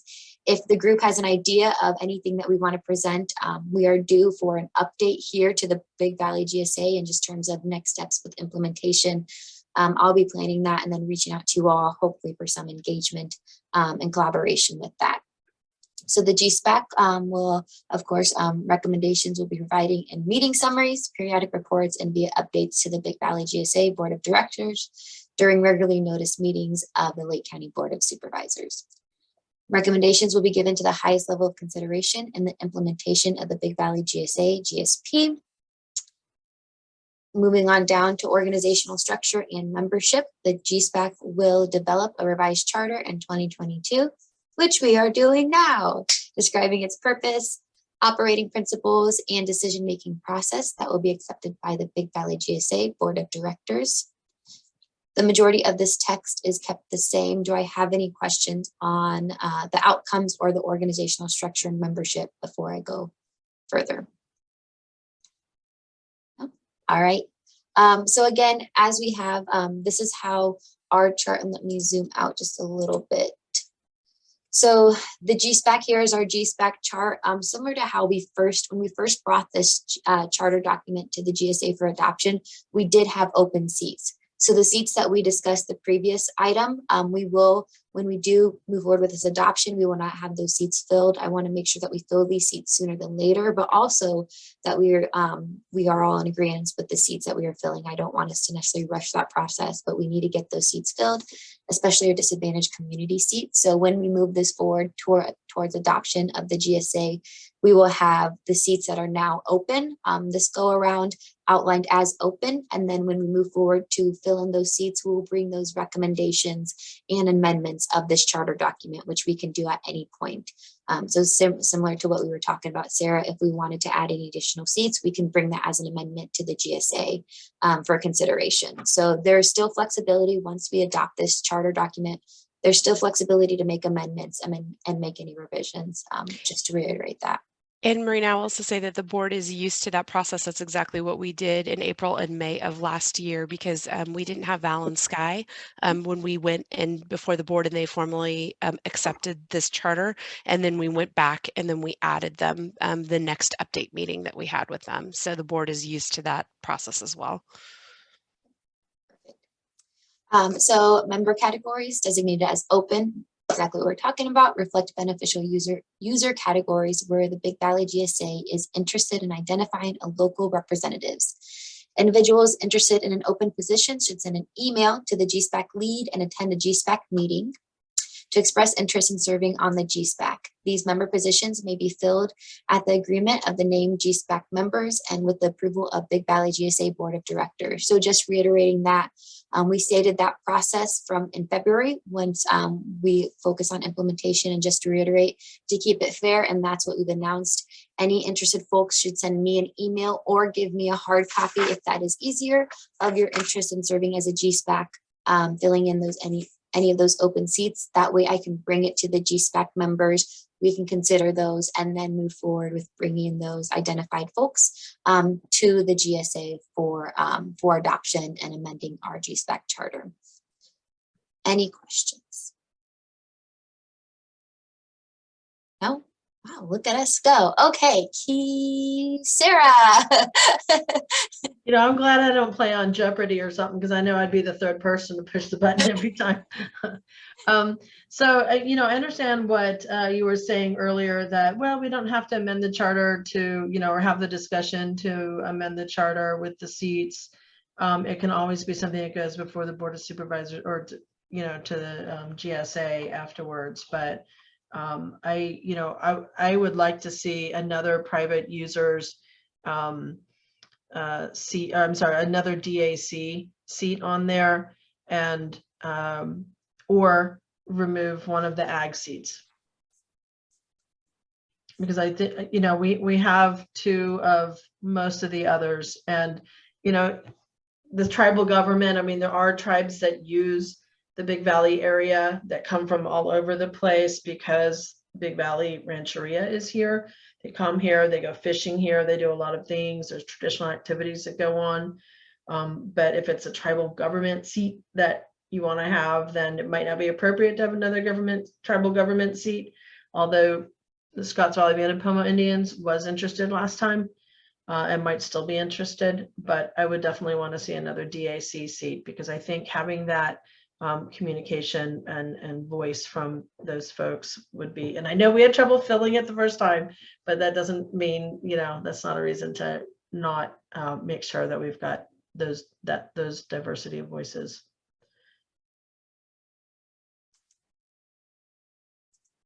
And that's one thing that I definitely think that's something that we could consider as a group. If we want to bring on, you know, whether we have, I see Christy going like this, but whether we call a special meeting in terms of looking at filling any of those vacant seats, considering that as well during a special meeting, that's a route that we could possibly take, because I want to make sure that we do, if that's something that we want to consider, that the committee is well versed and has opportunity to discuss that in detail versus, you know, trying to squeeze it in now during today's discussion. It seems to me, I didn't raise my hand, but maybe there's people who feel there's some controversy in removing an agriculture seat, but is there any controversy in adding another disadvantaged community seat?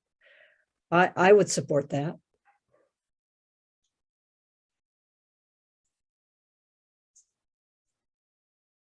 That seems like a great compromise to me. David, go ahead. I don't have a problem adding another seat, but I think I guess my stance on the whole thing is that these should be stakeholders. These should not be people from outside who come in and, you know, are here for a weekend, or they may fish in the lake, or they may fish in the streams, or they may swim in a pond or whatever. But, you know, these should be people who have skin in the game, or who represent those who do. And I just don't think we should, you know, be generous with adding slots if we're going to have to go out of the community. This is a community deal. This is local management and controlling our destiny. And I just think that's important. Can I posit the possibility of not adding it as a DAC specific, but adding it in the broader category of underrepresented user, which would also capture some of these small community, some of the other things that fall under that from DWR's kind of designation. So one thing to note here is that DAC was kind of the original language that was used in Sigma, and then it's since moved in additional language to underrepresented users, which is a broader category that includes, you know, tribes. It includes the DACs, the SDACs, the EDAs, and then we've had such a difficult time of trying to fill that DAC seat that now trying to do two, but if you put it as an underrepresented user, you may expand that opportunity a little bit more. It might be a little bit of dual duty of environmental and socioeconomic or something like that. But just as an idea, just as something as an idea. I would personally be okay with that, but if it ends up being a small farmer, I would be voting against that because there are already 3 agricultural user seats on here. And I know that's one of the examples of underrepresented. And I'm wondering with Sarah, with the recommendations that both you and Bao sent out, I'm wondering if, reaching out to those folks, which I will do if we get interest, and maybe one of those folks that you had represented could fill, both seats, one of the DAC seats that we're looking for. And if we decide to add an underrepresented user seat, that as well. But that would be a consensus of the committee. So that would be something that we would have to call a meeting to order and have, posted proper time to make sure that all GSPAC members can participate in that discussion, and make sure they seek, they provide their consensus on that motion. Can I just comment? I know I'm going off, and this is sort of maybe like parting comments, but I'm increasingly, and have been for some time, distressed at how there is such a push to make ag the villain and to see it as, in the eyes of some, as the villain for all ills related to water. And that perspective is not a perspective that leads to solving problems. It does not build trust. It does exactly the reverse. It does not resolve controversy for coming together, but exactly the reverse. And it's vicious. And it is the very antithesis of what this whole process is about. And we're seeing it pop up everywhere as it relates specifically to the hitch and its survival. You can't survive, the hitch can't survive without the cooperation of everybody that has an influence, including agriculture.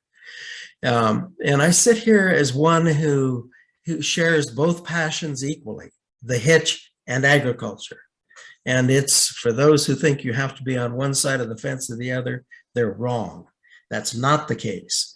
There are creative things suggested by the technical committee that can involve agriculture, because it has to involve agriculture to help save the hitch, which is of importance to me.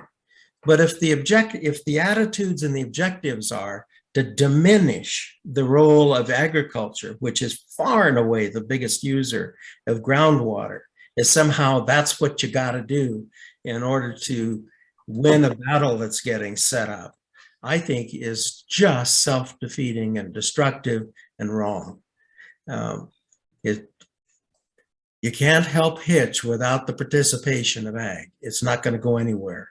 And if the objective is to make ag the enemy and think that it's somehow responsible for all ills that relate to water usage, is just a recipe for disaster.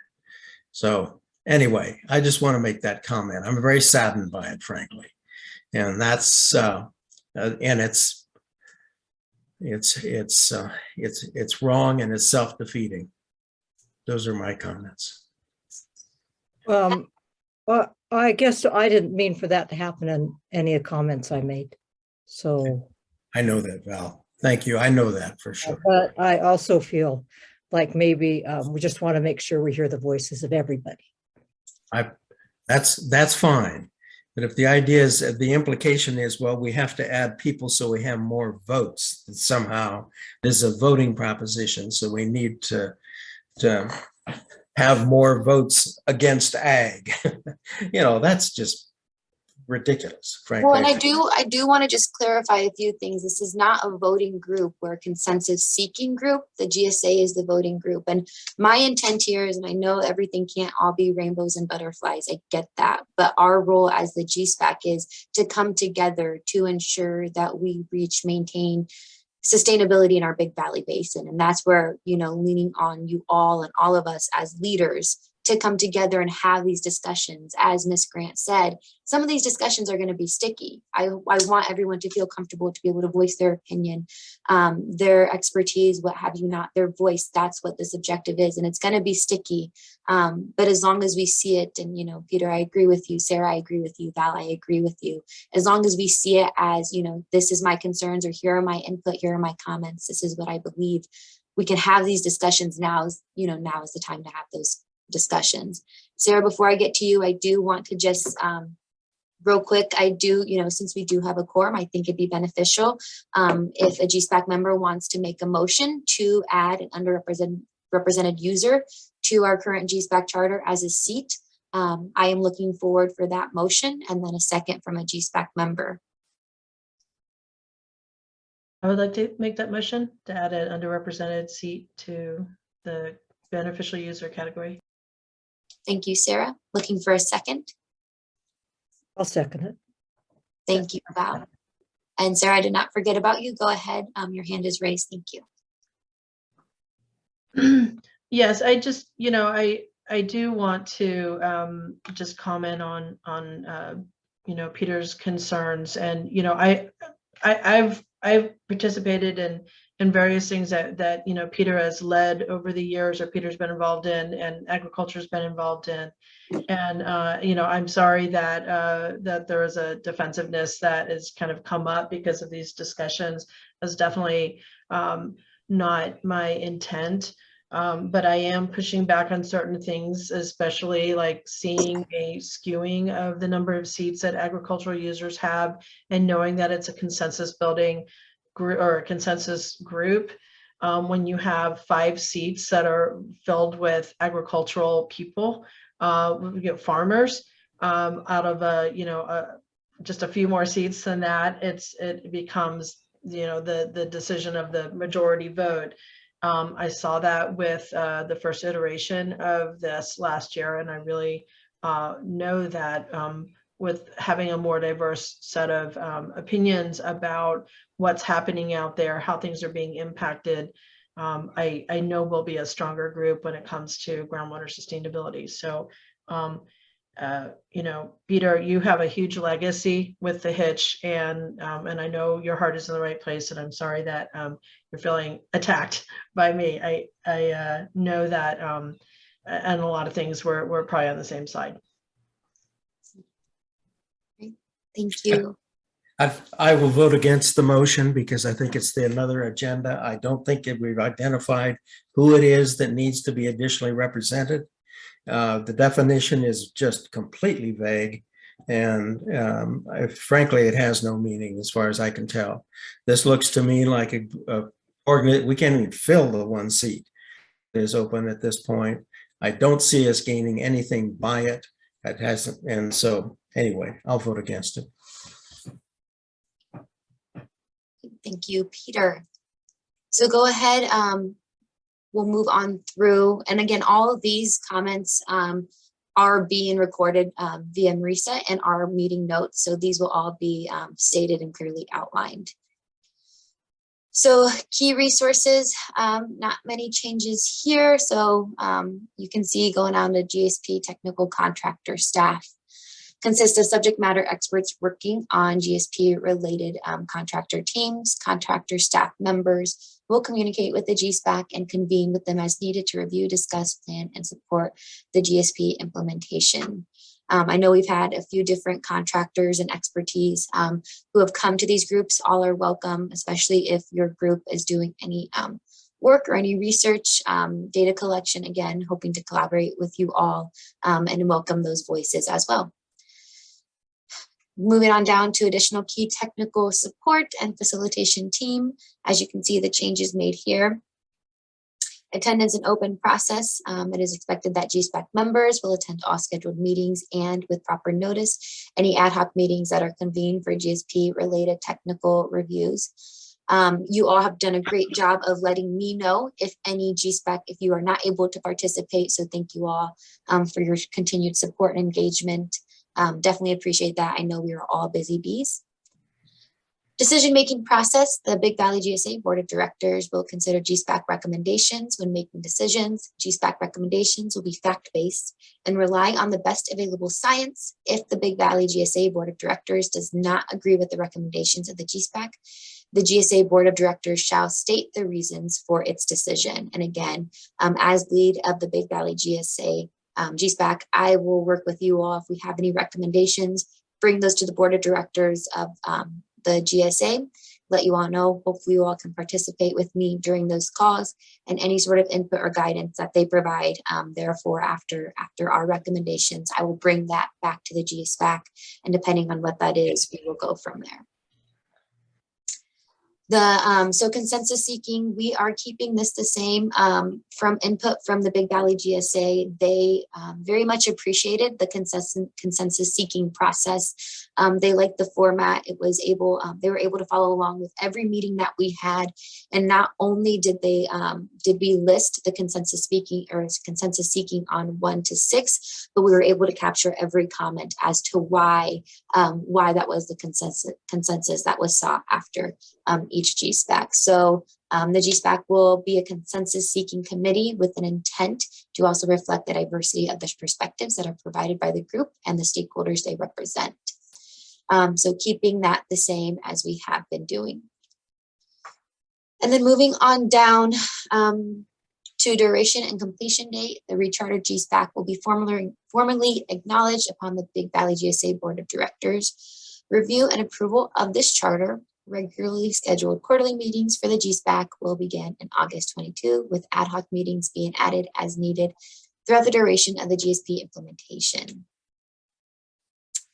Participation and process agreements. You can see the sections that we did take out here. So the GSPAC members acknowledge the following protocols and agreements for all meetings and efforts related to the GSP development of the Big Valley Basin. We had a wonderful overview of the Brown Act from Ms. Grant earlier today. David, go ahead. Marina, it's not a big, am I on mute? Nope, you're good. We can hear you. It's not a big deal, but in the black typeface there under participation, should that be not GSP implementation instead of development there? Yes. Good eye, David. Da, da, da, da. Yes, we will change that to implementation. And Marina, I'll jump in here while you make that change. So the participation and collaboration section here that you're going to see that is wholesale just taken out was kind of an initial, here are the protocols, kind of like just everybody play nice in the sandbox kind of things that was stock to a lot of different charters that had been done initially for basins. I'm not sure if the GSPAC, after conducting themselves the way that they did so well, that we need to have that verbiage in there. Somebody else can argue differently if they want to, but those are kind of just general play nice kind of language. But however, that's why it was just taken out wholesale. Well, we will have new members. True. Good point. Good point. Good point. All right. Thank you, David, for doing your homework. All right, so process agreements. Again, meeting attendance, you all do a great job of attending these meetings. We won't, we'll be moving to quarterly, and that's what we have been doing. So thank you all for communicating with me. If you're not able to participate, but you all have been really, really good about participating, come prepared. If we ask you to kindly do homework prior, do that, which again, you all have been great on, and participate in public input meetings and inquiries if and when you're able to participate. Val, go ahead. Well, I don't know about everybody else, but I just got this document yesterday. Is that when it got sent out? Yes. Yeah. And that doesn't give us a lot of time to prepare. So I'm hoping in the future for us to be prepared, some of these can be sent out a little earlier, please. Yeah, definitely. And then moving on down to resources. So scheduled GSPAC meetings will be held virtually via Zoom, and a virtual component for meeting attendance will be included if an in-person meetings are allowable in the GSP development implementation timeframe. And then with that, staying with what Ms. Grant said, that is something that we will include on our next GSPAC agenda for consideration of whether we want to keep all virtual or all in person. And I will be taking the guidance from County Council to either do all virtual or all in person, just to make sure that we remain compliant with GSPAC. So we will put that on the agenda and we'll be able to come prepared for that discussion on our next GSPAC meeting. Marina, I would also tag that we should probably consult Ms. Grant when we look at this language of how we put this in the charter. We may want to just leave it a little bit more open-ended to say that they'll be held and properly noticed with the determination of virtual versus in person, dictated at each meeting or something like that. That would leave it a little bit more open-ended. The way that this language is written, we may run afoul of that whole kind of quirk that Ms. Grant was talking about, specifically about you can't have both. You can't have it be both ways. So I would just say, let's get her guidance on how best to term that. That leaves us in a good spot. Perfect. Thank you, Christine. Mm-hmm. And then going on down to charter amendments, charter acceptance date. So again, it is our intent to have this with all the recommendations that you all provided today, and then we'll be making edits and including those and incorporating those. The GSPAC will have ample time to look at those before we bring those. Again, my intent is to bring it to the board June 14th, but if we are not content with the language, I don't want to bring something that the GSPAC is not content with. But we need to get this charter adopted to make sure that we are going back to our body that we have. So with that, that is the final page that I have on this. Are there any questions or comments on the drafted text? We have noted the comments that you all added, and I will be making those changes to the draft document that we have. Once I get those changes, I will be sending those to the GSPAC for review to make sure that I captured everything that was brought up during today's discussion. Really quickly, Marina, Scott asked a follow-up question of if we do meet in person, where would the meetings be held? Yeah, so I know we've had previous discussions. Ideally, we would meet in the basin. Another thing that we would have to consider is the time frame as well. We could possibly hop around to different places. We've had previous meetings at the Lake County Courthouse, so we could always meet in the courthouse in the board chambers. But I want to make sure that if we have these meetings, my preference would be that we would actually meet in the Big Valley Basin. So I would have to reach out to stakeholders to see if there's a facility. I know the Kelseyville school, they have offered their facility, so that could possibly be a meeting place, but I want to make sure it's accessible. It has proper setup, so we could, if we had to do a presentation or what have you not, and then most importantly, that folks are able to access it. So something relatively close to public transportation as well. That would be my objective. Yeah, and Marina, also we could go back to the initial stakeholder assessment that we did. That was one of the specific categories that we had asked for. And I believe we revisited it again when we did our 2 or 3 public meetings on the communication and engagement plan. So we could revisit some of those that they actually listed locations that would be good in the basin. So we can look at that.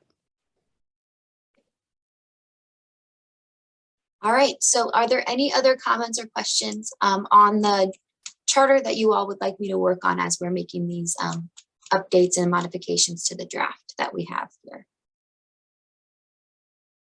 And I will not give it to you the day before June 14th. You will have it well before that.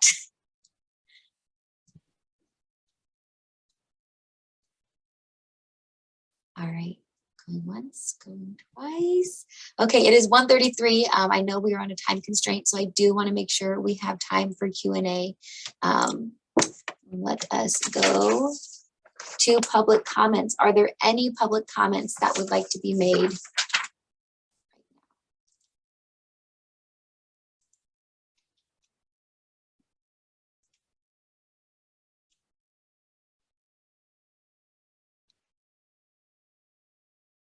Maybe everyone is just hungry.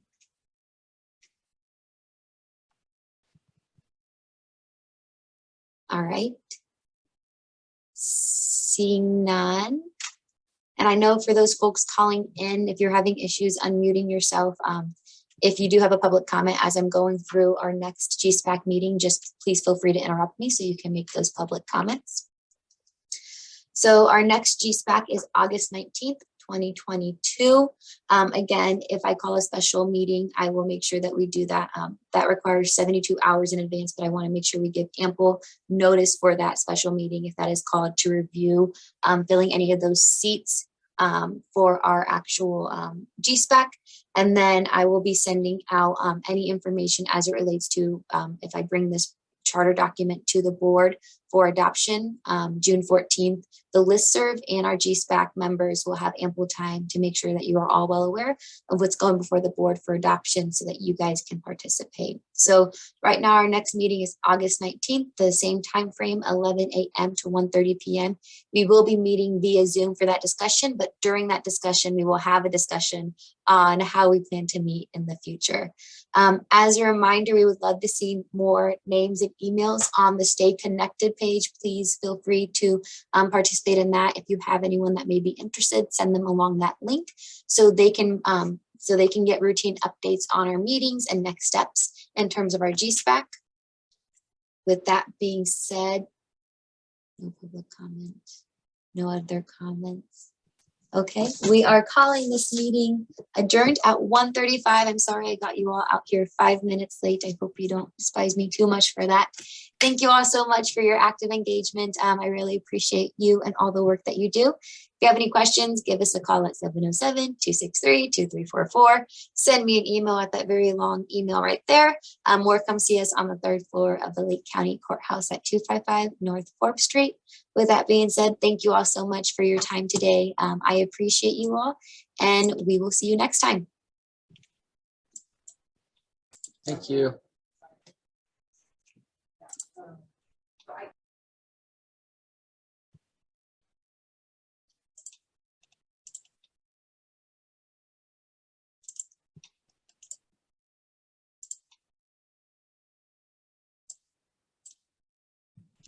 Okay, well, Will just left us. Oh, there he is. He came back. He came back. Hello. I forgot I wasn't supposed to leave.